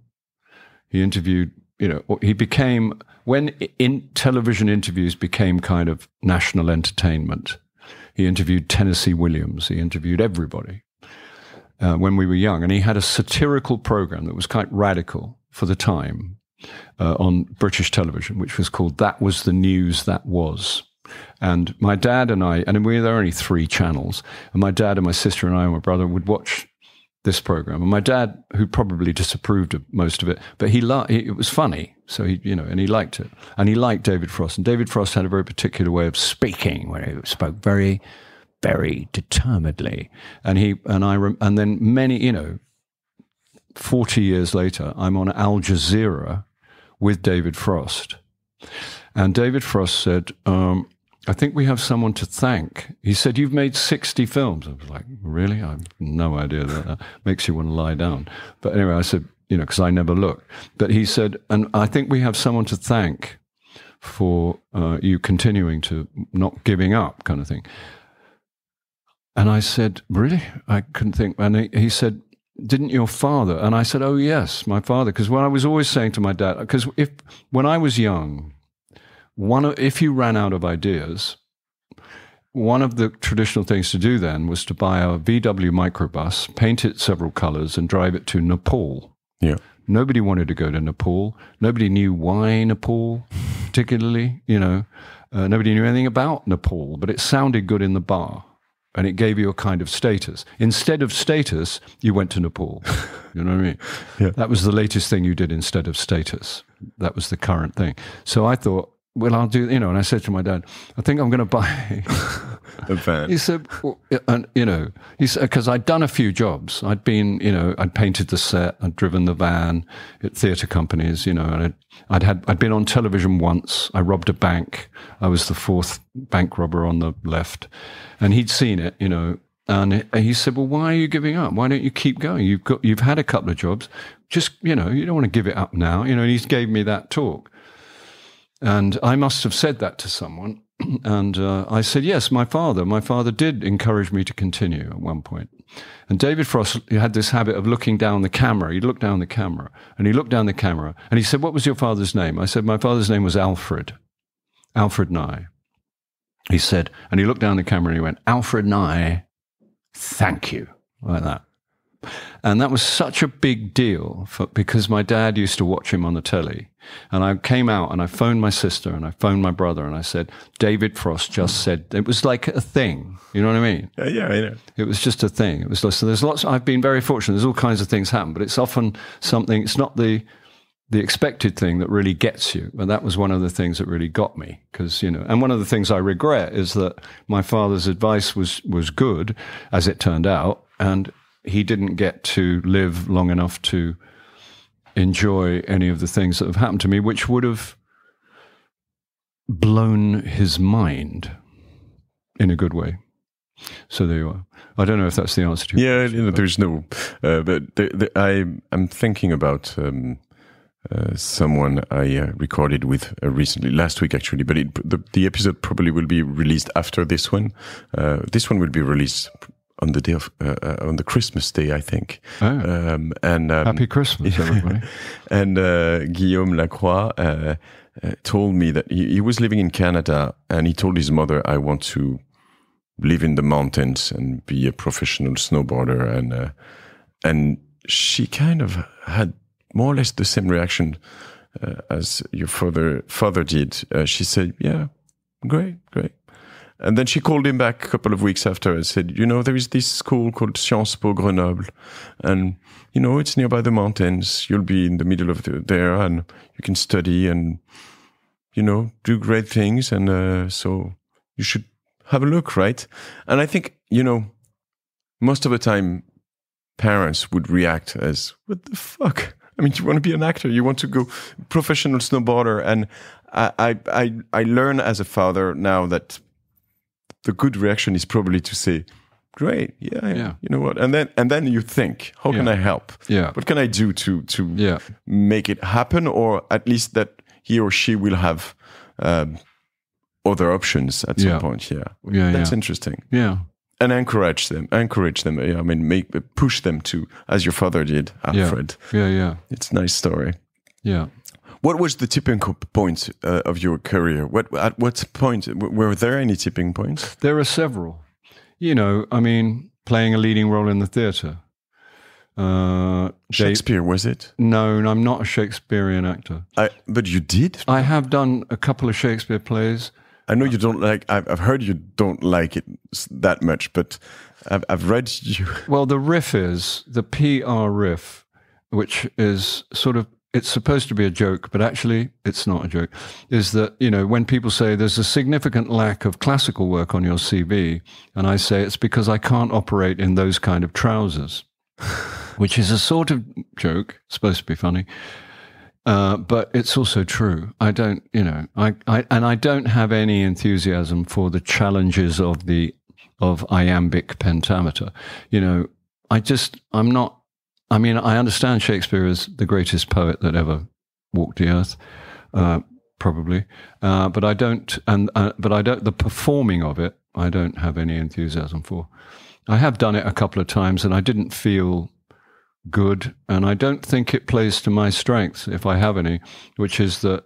And what I really like is modern, contemporary, attempting, it's not rocket science, but it's not nothing, which is to, you work on a script, on lines, for hours, saying them over and over and over and over and over and over and over and over again until you can give the impression that you've never said them before. That's my job. There's a current fashion for not learning them, so that not knowing your lines will apparently allow you to be spontaneous. It's a lie. All it allows you to be is someone who doesn't know their lines and therefore hasn't done any work. But it's popular because it means no homework. And you can read around the subject, which is called not work. Anyway, but and I'm only really interested in that in terms of contemporary language. And I like to try and make it sound, and to find different new ways of making it sound like, the greatest compliment you can have, which I have received a few times, which is when people come up after a play or they say, "Oh, you improvised that, didn't you?" You go, "No, it's all written down. Improvisation is not something I'm particularly interested in. It's not a high art form. It can be, if you get lucky, but it's not something I'm interested in." But when somebody imagines that you've been making it up, that's when I am pleased to hear. Does it change the way you will get back to the tipping point? Sorry that I got into Shakespeare, but the tipping points were, playing leading roles in the theatre. I then kind of apprenticed on the radio because they just kept giving me jobs, and I got to play leading roles, and I got to play all kinds of different parts, as I said. Then I got to play. I was on television a few times. Then I got the other tipping point was I got to play the lead or one of the leads in a TV series. So you're on for 5 weeks. People have time to put your name to your face, and it also required me to simulate sexual passion 7 times with 4 different women, which I don't recommend to anybody. Leave alone me. Why not? Because it's an appalling thing to have to do for work. You know, it's just, unless your idea of fun is taking all your clothes off and in front of 100 hairy men who are, you know, anyway. And then playing. And then getting smaller parts in movies, and then there was the year which changed the money and changed therefore, and meant I didn't have to audition anymore, which is like for any actor, ask any actor, you know, if you know auditioning, I had to audition until I was, you know, most of my life, but then there was a year where Love Actually and Underworld, which was a vampire werewolf movie that went straight in at #1 in America. The reason it went straight in #1 in America was nothing to do with me, but entirely to do with Kate Beckinsale, who was brilliant and you know, had a gun in each hand and looked like, you know, the most beautiful person in the world, and jumped off buildings and killed werewolves. So it was nothing to do with me. And there were there was a TV series called State of Play, in which I played the editor of a newspaper. It was a newspaper thriller. And they were all big hits. And I knew that at the end of the year, if I didn't mess them up, if they did, you know, I mean, you know, if you were in a Richard Curtis movie, people are going to go and watch it. They just go. They don't care, and they don't care what anybody says. They just turn up because they know he's going to bring them not just pleasure in terms of laughter, but also, you know, humanity and tenderness, and you know, and people love those movies. You know, so there was that, and then the TV series caught fire, and then, you know, Underworld went straight in at #1. So that changed. That changed everything. So that year, I can't remember what year that was, but probably 2000. 2000, yeah, something like that. Yeah, 20 years ago. Quite late in your career, as I believe. Yeah, I mean, but you know, I mean, yeah. Not too late. What I'm saying is that it's not too late. But obviously, how big is it? Audition thing. I mean, I've learned the difference between a model and a top model. It's the audition, right? So if you're a top model, you don't go to auditions, as we say in French, casting. Oh, so, I see. Yeah, I mean, so people call you and they want you into this show or shooting or whatever. Yeah. So it's the same when you go to that tipping point. No more audition, even for like, I mean, I don't know, huge Hollywood production. Yeah, no, I was. That gets to a point where there might be, if there was a particular accent required or some physical thing or something, they might want to see it first, see that you could do that, because, you know, and people do, you know, very established actors do audition for certain parts. But I haven't had to audition for a long time. And it's, I mean, I was useless at auditioning.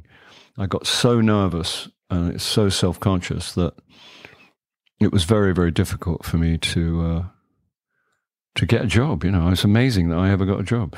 But, and then it stopped, and it was just like, and you would go for a job, and the interview would be strange, and you would think, I don't understand, there's a different dynamic going on, and then you realize they're trying to persuade you to be in the film, and you're like, oh yes, of course. This is a whole other thing, you know. So that was a delicious development, absolutely delicious. I guess it's the same for money. At some point, they just offer you something, and at some point, someone has at least to negotiate for you. Yeah, well, I mean, I don't, you know. Yeah. I mean, I say yes or no, but you know, or get me some more or something. But my agent doesn't. I have 2 agents who do. Hopefully. Yeah. Yeah. Yeah. Yeah. And this whole thing changes, that's when you can say no, or can you say no? Did you say no before? I said no before, because there were things that you just thought wouldn't. You're in business on your own, and you realize that there's a kind of expectation, or there's a sort of atmosphere around your work, and there are certain things that just that don't fit. So for various reasons, and then it may be a choice between something that you really, really love, as the material, and something that's with very little money, and something that you don't particularly. I mean, it might be fine, but it's not, with a lot of money attached. So then you have a big decision, and it depends on who's been working lately, and who's paid the rent, and what the school fees are, or and I mean, I did a job once with an actor who's I won't name him, but he's a very brilliant actor and a wonderful person. And we were on a job where we both had to pretend to be fantastical creatures. And every time we did a bit, he would go, and on movies you get chairs. He would go to his chair, and he had his laptop, and his laptop was on all the time. And he would do a little bit of this thing, which was a perfectly nice job. It's for children, And then he would go and sit down. We all had to wear stupid clothes and stuff. Not stupid, just fantastical. And we'd go and he'd sit in his chair, and he'd go back to looking in his laptop. And he did it for days. He'd just do the work, go back, laptop. And after a while, I said, what's on the laptop? And what was on the laptop was the builders in France who were converting his barn in the French countryside. And he just watched, this is where the money was going. He said, well, the money for this is going into that. He didn't tell them to do anything, I think, but he just loved watching them build his home for he and his partner in France. Because people call it like it's like what do they call it? They call it a tent pole job. Can't remember what that means now. Anyway, but he would just, because that, there's a job you need. Whatever you need to convert a barn in the Cevennes or something, so let's do that job. It's interesting how you show, you put your job as a regular job. I mean, it seems like just being a nurse or being a mechanic but still at some point you have to wear suits, extraordinary suits, or did you have to go fat or wear a beard or do? Yeah, I've worn you'd have to give me a lot of money to get me to wear a false beard ever again. Have you ever had to wear a false beard? Well, I would have, because I have no beard. I cannot have any. Well, you're lucky. Yeah. It's a horrible thing. If you have to stick on a beard, which I have a couple, it makes you want to tear your face off. It's the most, I hate it with all my heart. The last time I did it, they gave me a lot of money, so I was prepared. But it's a terrible thing. I've never had to be, have I ever had to be fat? No, I've never had to be fat. Is transformation for you, Bill? I mean, it's for some actors a part of the job. It would be if it was required. It's never really been required of me. Sometimes you change your look, like to be a vampire or a rock star or a octopus man or whatever. Except that was somebody else did that. But it's like. But mostly, I'm not particularly interested in transformation. What I'm interested in is what they call naturalism, which there is no such thing, obviously. But just trying to make things really, really real. And I would want them. I would hope that and I suppose my other enthusiasm is to make them amusing. And that's kind of endlessly fascinating, particularly on stage, because on stage you get an instant, thing back. And to try and get laughs bigger and better and longer on stage, on a long run of a play, is addictive. It's like, And it's a marvelous feeling to arrange for 1,000 people to laugh at the same time, at exactly the same, in that second, in that billionth of a second. And you become forensic about it, about the punctuation and about the pause and about hitting the last consonant of the line so that everyone receives the last word precisely at the same time. Because if it's indistinct, 3 people in the row will laugh and the others will go, "What was that?" And you're lost. I think somebody taught me that. I'm not sure if somebody taught me that, or if I think I just work. It's not, rocket science, but it's not nothing. But it's a very, very delicious feeling when it pays off, because it's like dropping bombs in the audience. And can you enjoy it while you're doing it? Because what I'm saying is that's a very good question. You have to just play. Well, you're at work, so there is a satisfaction, but the satisfaction mostly comes afterwards, because you're in the middle of everything, and you've got an enormous number of things to pull off. So, and you never get to. There's no stopping place. You don't, because it's continuous. It doesn't. There's no bit where you rest. You can't stop in the middle of Shakespeare. That was a good one, right? Yeah. Yeah. Yeah. Or in any play. Yeah.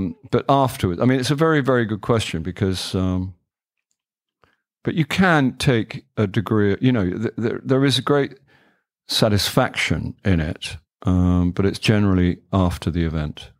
The thing is it even probably like a sports, but is it something that makes you even better for the rest of the play, or it could also disturb you at some point? It can do, yeah. You have to. Sometimes you can get into a rut. You can get into a habit, and it's hard to get out of the habit. So you tend to do things the same all the time.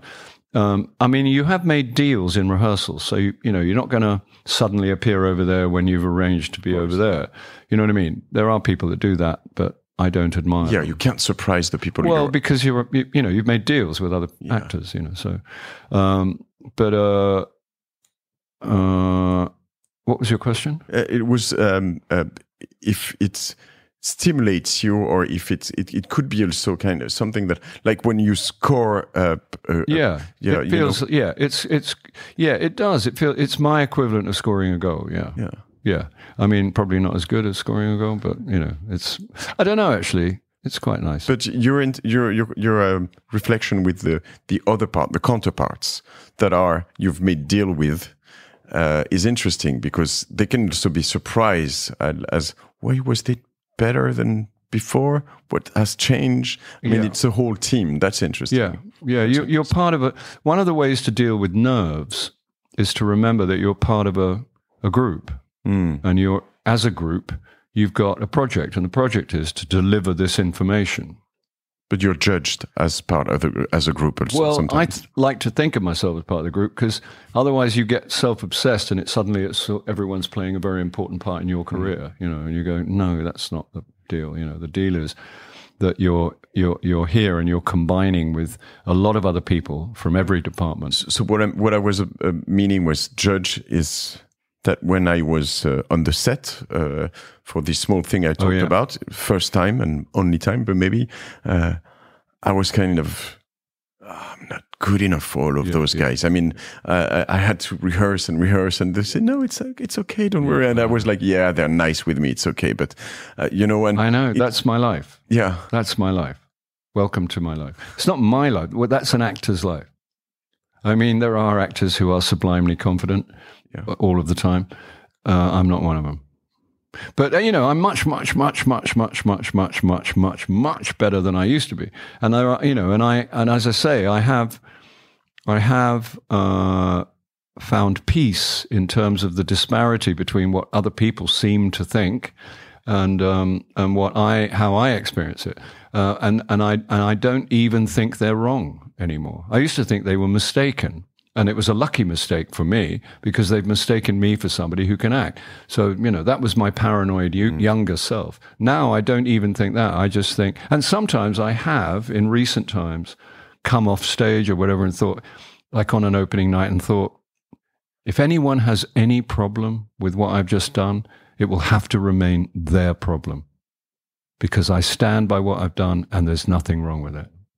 And that for me is like, that's revolutionary. Do you know what I mean? That's like, that didn't used to happen. And that's born of, I think also, you run out of energy to undermine yourself. It's sort of, it takes quite a lot of psychic energy, I presume, to self-harm with your mind, to kind of give yourself all those problems, like I'm not good enough, they're just being nice, they're being kind, behind my back they laugh. Yeah, it's all those conspiracy, theories. That's, you just think, and also the writing in your mind is always negative. So you think it's actually bad writing. It's like bad writing in your mind. And because it can't all be bad. The news about me is not all terrible. You know what I mean? Even I, in the end, had to accept that, this is, and then of course you have the surprises where it turned out not to be true. Apparently, okay, maybe the world is all deluded about you. Who cares? But, probably not. And all those negative thoughts turned out to be not true. So it's interesting because, I mean, this exercise in English for me is a tough one, right? Yeah, it's something, I know my English is not perfect. I know that I could, sometimes I would use, if it was in French, better words, sharp words. Yeah. And still I'm like, I was thinking earlier on, I'm enjoying this conversation with you, Bill. And I was thinking, who cares? I mean, as far as I enjoy, whatever. Yeah. But still, I would be curious because sometimes thinking about what you just said, I'm just thinking, what? My podcast is just working in France and in French because I was one of the first in the area and I work hard, but it's not for any other reason, right? I just keep going and going and going, and that's the only reason. But it's fine. You know what? It's fine. Yeah. I stick to it. I got a rocket. I just stick hard and just keep working and trying to get some nice people and try to understand what they're doing and when they're not writing and stuff like that. But yeah, at some point, I think the thing I have to take here is just whatever. I mean, just as far as you enjoyed all of this. You still enjoy. What I would say and try is what we are not going to do. And probably this little corner table, I'll stop talking about this, but I'm trying to find my little corner table I have. I think that's a thing I assume. I'm pretty good at not having those. I mean, when I have this table, I just make it clear that I want it in the middle of the room pretty quick and try to put it here before, I don't know. Before I let you go, if you had the chance, actually, about this specific question, to meet Bill, or if you, when he was in France, and tell him maybe something that would help him go, I don't know, faster. I don't know if you knew shortcuts or, but if you had the chance to talk to him and tell him something, I would say what I've said before, which is to be. I would say if you, it's okay to be frightened. It doesn't make you a bad person. It doesn't make you a bad professional. It's a perfectly normal human response to the world and the challenges that you're offered, and that you can achieve things beyond what you imagine you can while your head is attacking you. That's big information. That would have been big information then. Just for it, because there is a taboo about talking about things of that kind, particularly with men, I think. And I resist that taboo. What else would I say? I'd also say what everybody kind of knows, which is that we're all broadly speaking the same, and that you're not the only one who feels who is oppressed by self-doubt or self-consciousness. And I would say that the standard is not impossibly high, and that your life will involve you in a long process of surprising yourself And that will come through work and through just being brave enough to do stuff. And doing stuff is much, much, much less arduous than not doing stuff. Not doing stuff is exhausting. Don't procrastinate then. Yeah, it's exhausting. It's like it takes up an enormous amount of I suppose, negative energy, which is not, good for the soul. It's corrosive.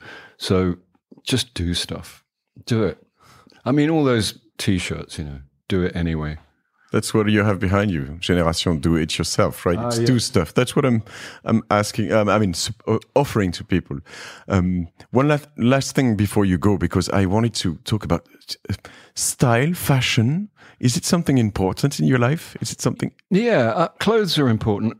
Well, important. Yeah, they're important. I love clothes. I have certain clothes. I'm interested in women's clothes. And men's clothes. I love shopping for my daughter. It's one of my great pleasures. Although she said to me a while back, she said, "Dad, no more cardigans." Because I bought her so many. I've got a thing about cardigans on girls. They're just I think they're just, if they're any good. My elder brother, Martin, who is a great influence in my life, was when he was young. He's a very, very, very talented man, and he's always had a band, and he used to, for work, he would have 5 suits. They were all kind of Italian style, and we shared a bedroom, and I was never allowed to touch the suits because when he was out, I did touch the suits, and he's 10 years older than I am, but he was a kind of style model for me, and I think it's also born of insecurity, because I've never been a great fan of my body or my look, the creature that I am. So I always think, well, the least you can do is dress the part, and what you get from good clothes is a shape. That's what people pay for. They pay for apart from anything, they pay for the silhouette, and I've never really recovered from the sort of limitless potential of a 2-piece, what they used to call lounge suit. I've never seen that way. They pay for a silhouette. Actually, well, in the old days, true. couture. Yeah. In the old days, in the old days, you say Michael Caine, Roger Moore, Terence Stamp, those kind of great stars. There was a style of tailoring then, mostly made by somebody called Dougie Hayward, all right, where you would get shoulders. You would get a kind of chest. You'd get, it would give you a kind of shape. Couture dresses. Yeah, you would look maybe with more muscles. Yeah, you would look. Yeah, they would give you that sort of, appearance. But that was just the style of that time.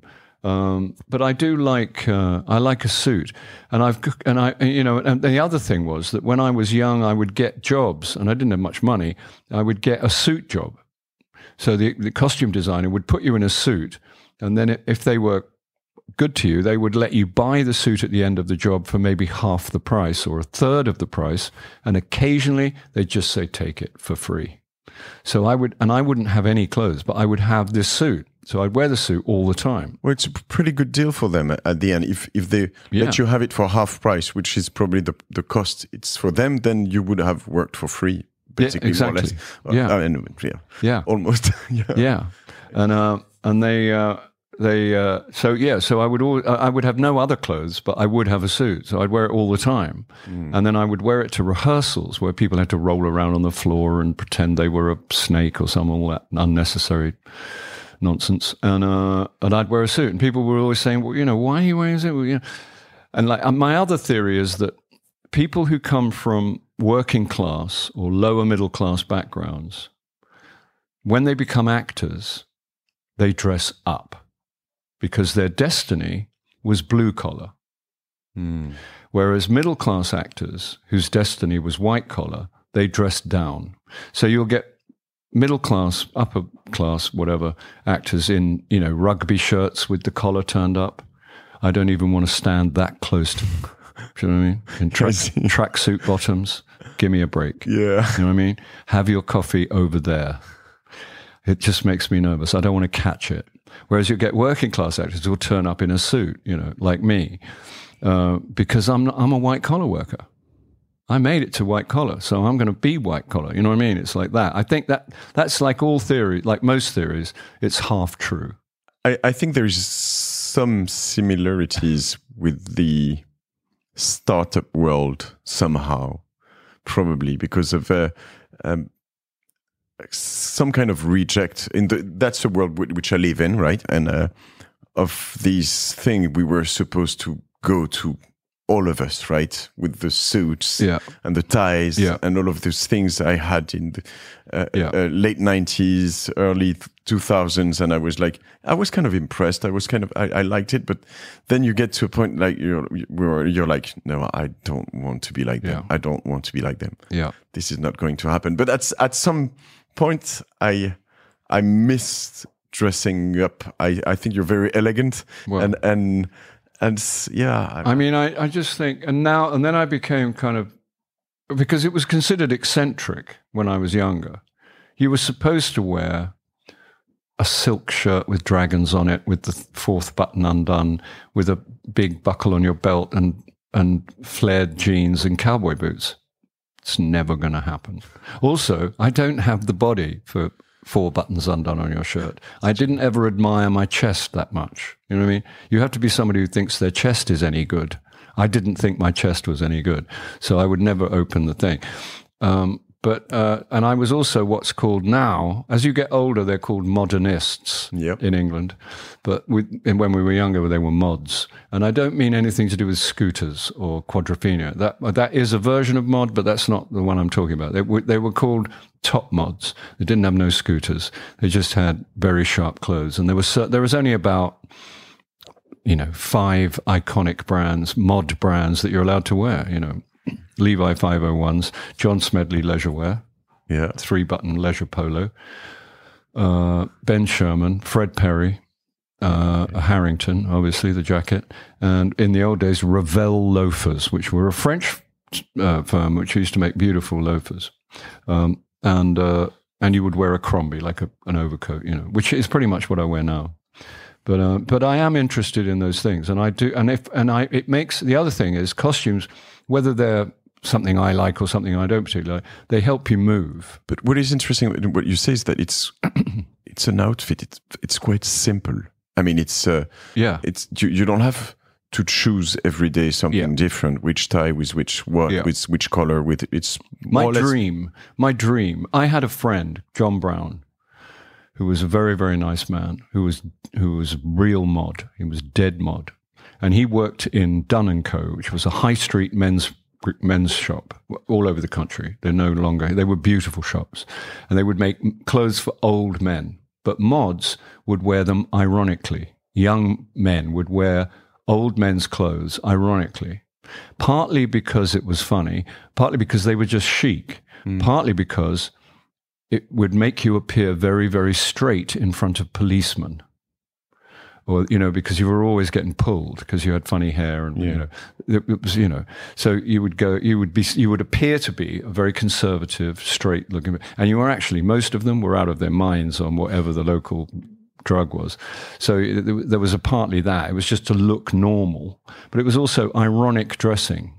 And it still persists today, Punk. Probably probably not punk. No, but what I'm saying inside the mind was kind of a. I mean, they were twisting the whole thing. I mean, there were The two great younger exponents of modernism in my country now, in terms of public figures, are Paul Weller. Yeah, No, I'm not. No. Paul Weller. Oh, check him out. The Jam. Yeah, okay. He was the leading singer of the Jam and guitar player. Paul Weller, okay. Weller. Yeah, I got him. Yeah, okay, the Jam. I see his face. Okay, yeah, I got it. Okay. Check him out. I mean, he's a major artist. He's got some great stuff. And Martin Freeman, the actor. Okay. Those are the two great modernists in the public eye. And if you look at what they wear, you can't go far wrong. Interesting. And there was a version of mod girls dressing, which was very, very thrilling, which again was ironic. And it would be do you know what a twin set and pearls is? Yeah. They would wear an ironic twin set and pearls, short hair, beautifully cut, no makeup, a pencil skirt, and a pair of Dr. Martens shoes. Yeah. And that was ironic, but it was also dead hip and very sexy. And the thing about irony is, I quite like hats, like a good hat. In other words, a Homburg, and I've been lucky to have some beautiful Homburgs over the years. And when you're young, when I was younger, I would wear a Homburg ironically because it was an old man's hat from the 1940s, and it was ironic. And sometimes, depending on how much trouble I would wear shades with it, or I'd wear it backwards or something, just to funk it up. But now, if I put on a Homburg now, I'm an old man in a hat. That's the one you have. Is it the one you wear in the movie? Oh, yeah, in the movie, yeah, that's a Homburg. Yeah. Living? No, that's not a Homburg. No, that's a sort of trilby. Yeah, okay, yeah. But the trouble is, as you get older, the irony leaves town. Irony leaves the building. It's no longer ironic. It's just an old man in a hat. Which makes me sad, actually, because I used to wear a lot of, because girls would say, really? If you wore one of these and you wore a suit and an overcoat and a hat, they'd be like, what? It's like your uncle had just played golf or something, you know what I mean? I say, yeah, because you weren't wearing what was current. You weren't wearing, it was sort of radical, You weren't wearing a silk shirt open to the fourth button. You weren't wearing cowboy boots. You weren't, wearing bell-bottom hipster jeans with a big belt. But you know what? Belt buckle. At the end, you look much better wearing those and now than if you've worn cowboy boots and you would still wear those today. So be happy about that, no? Yeah. Okay, yeah. You should be. Okay, one very, very, very last thing before I let you go. We haven't talked about this, but you have those things in your hand. Yeah. You have. Yeah. I have Dupuytren's contracture. It was named for the Frenchman who isolated it, Dupuytren. And it's called Dupuytren contracture. It's hereditary. My mother had it. My mother had 11 operations on her hands. She was used as a guinea pig. They never got any better. Your brothers? My brother has it. Yeah, okay. My grandfather had it. And it's always hereditary, and it means that we are Vikings. There are no instances of it in anyone who doesn't have what they call Viking DNA. So the Vikings came to Scotland and Ireland, where my mother's family came from Ireland, and so the Vikings got everywhere. So they managed to spread their seed, and it means. And the most unlikely Viking in the history of Vikings who also had it is Frank Sinatra. No way. Frank Sinatra is the least Viking-looking Viking, I would suggest, in the history of Vikings. Margaret, the only time... The most Italian... they must have got there somewhere. The only time that my name is ever mentioned in the same breath as Margaret Thatcher, gulp, is because of Dupuytren's, because she had it as well. But you, as I can say, your body is part of your job. I mean, it's a tool for you. I know. It's irresponsible. I had this one operated on twice. Okay. Which is now straight. Okay. So it can't, so that's, this is all before they got good. They're now very good. I have been asked and offered a lot of money to be the face of a new Dupuytren procedure. Yeah, okay. And I declined because I'm already the man with funny hands. In the newspaper, if they ever discuss this in the paper, there'll be a picture of me with a circle around my hand and an arrow going to my hand. I don't mind. The only problem is I have a spooky handshake. So if I shake your hand, so when you meet people, you have to explain. You spend the first 3 minutes explaining that you're not sending a message. you don't belong to a secret society. And if it's a woman, in my case, you're not propositioning her. Okay. I didn't even know that until I had a crush on a woman. I worked in the National Theatre once, and there was a woman who I never troubled her with my obsession. I never told her, but I was I was mad about her. And I met her for the first time in the bar of the theatre the night before. And in the next morning, she was walking in the corridor on her way to work, and I passed her and I said, good morning. And she said, if you ever try any of that shit with me again, I'm going to fucking have you. No way. And I was like, and walked away. And I was like, what? It was before they got really bad. And then a month later, she wrote me a letter saying, dear Bill, I'm so sorry. I had no idea. So sorry. And then she said, but when I was a schoolgirl in Leeds, which is in the north of England, she said, that meant, do you want to go around the back of the bike shed? Meaning, do you want to go around and be intimate with me? As if I'm the guy, I look like a guy who would put his little finger in your hand, which obviously I do. And somebody said to me once, has anyone ever said yes? I said, no. Nobody's ever said, yeah. Yeah, sure. Let's go around the back of the bike shed. So it's all pretty sad. But I mean, I got past the point where and now with directors, they have a choice. They know it. They know it. And I have a hand artist. If I have close-ups, okay, yeah. Like I've just played a surgeon.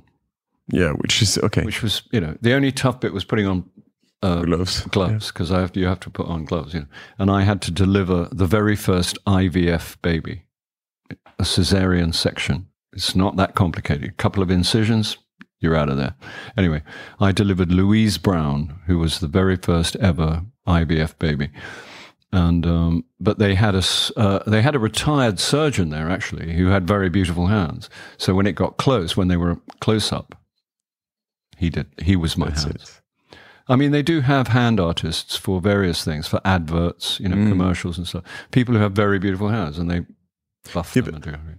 What I just wanted to say is that it's remarkable how, I mean, it can seem like just no big deal, but it's still a big deal. I mean, hands are so important. You got used to it. I don't think about it much. Occasionally I'll see somebody's hands and they look very, beautiful, and I'll think, and I get a wave of jealousy, but I never think about it.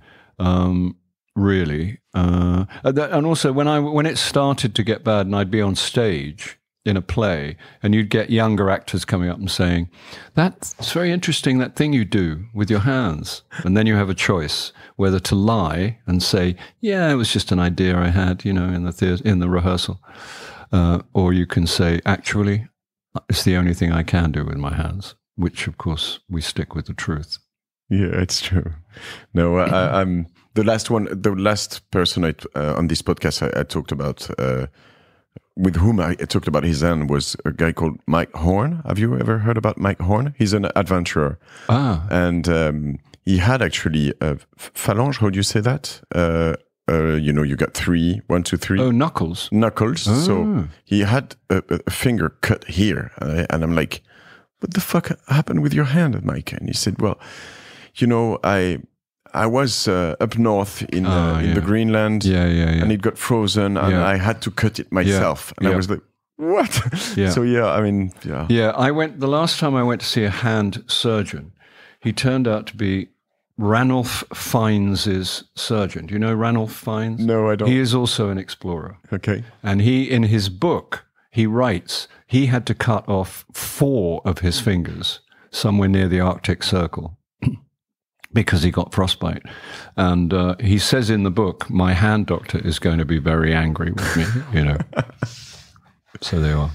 Bill Nighy, thank you. It was a great moment with you. It was a great night yesterday. It was a great night with Andrew. You'll say hi to him again. You'll say hi to Mary and your grandchildren. I would have loved to have so many different stories about, Academy Awards.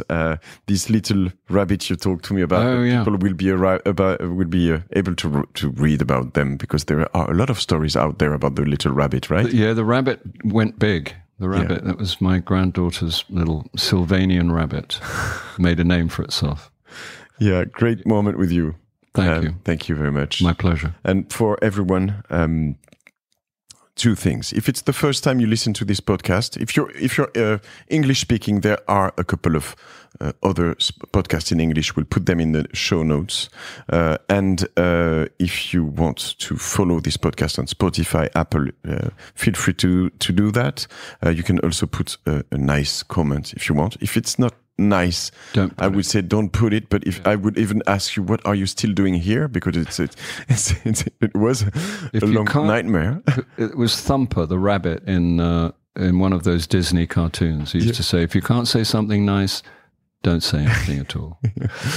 Thank you very much. Anyway, bye guys. Bye. Oh no, and the last thing I wanted to say, if you haven't seen Vivre or The Living, just please do it. It's on, I watched it on, I think it's on YouTube. It's on Prime. Amazon Prime. I watch it on Amazon Prime. And it's just, you will enjoy, have a great moment, and see what we've been talking about with Bill the whole day long. The end of his journey. I cannot end this podcast with the word journey or craft or industry or all of them. It was a great moment. Go put this table in the middle of your room. Thank you. Okay, I will. I vow.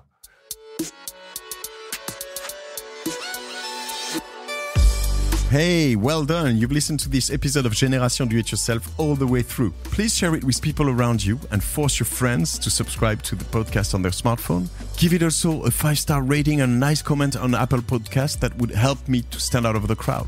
Finally, don't forget that if you need a tech and creative support, the whole Cosa Vostra team will pamper you as it should be if you write us on jdiy@cosavostra.com. I am Matthieu Stefani. Bisous.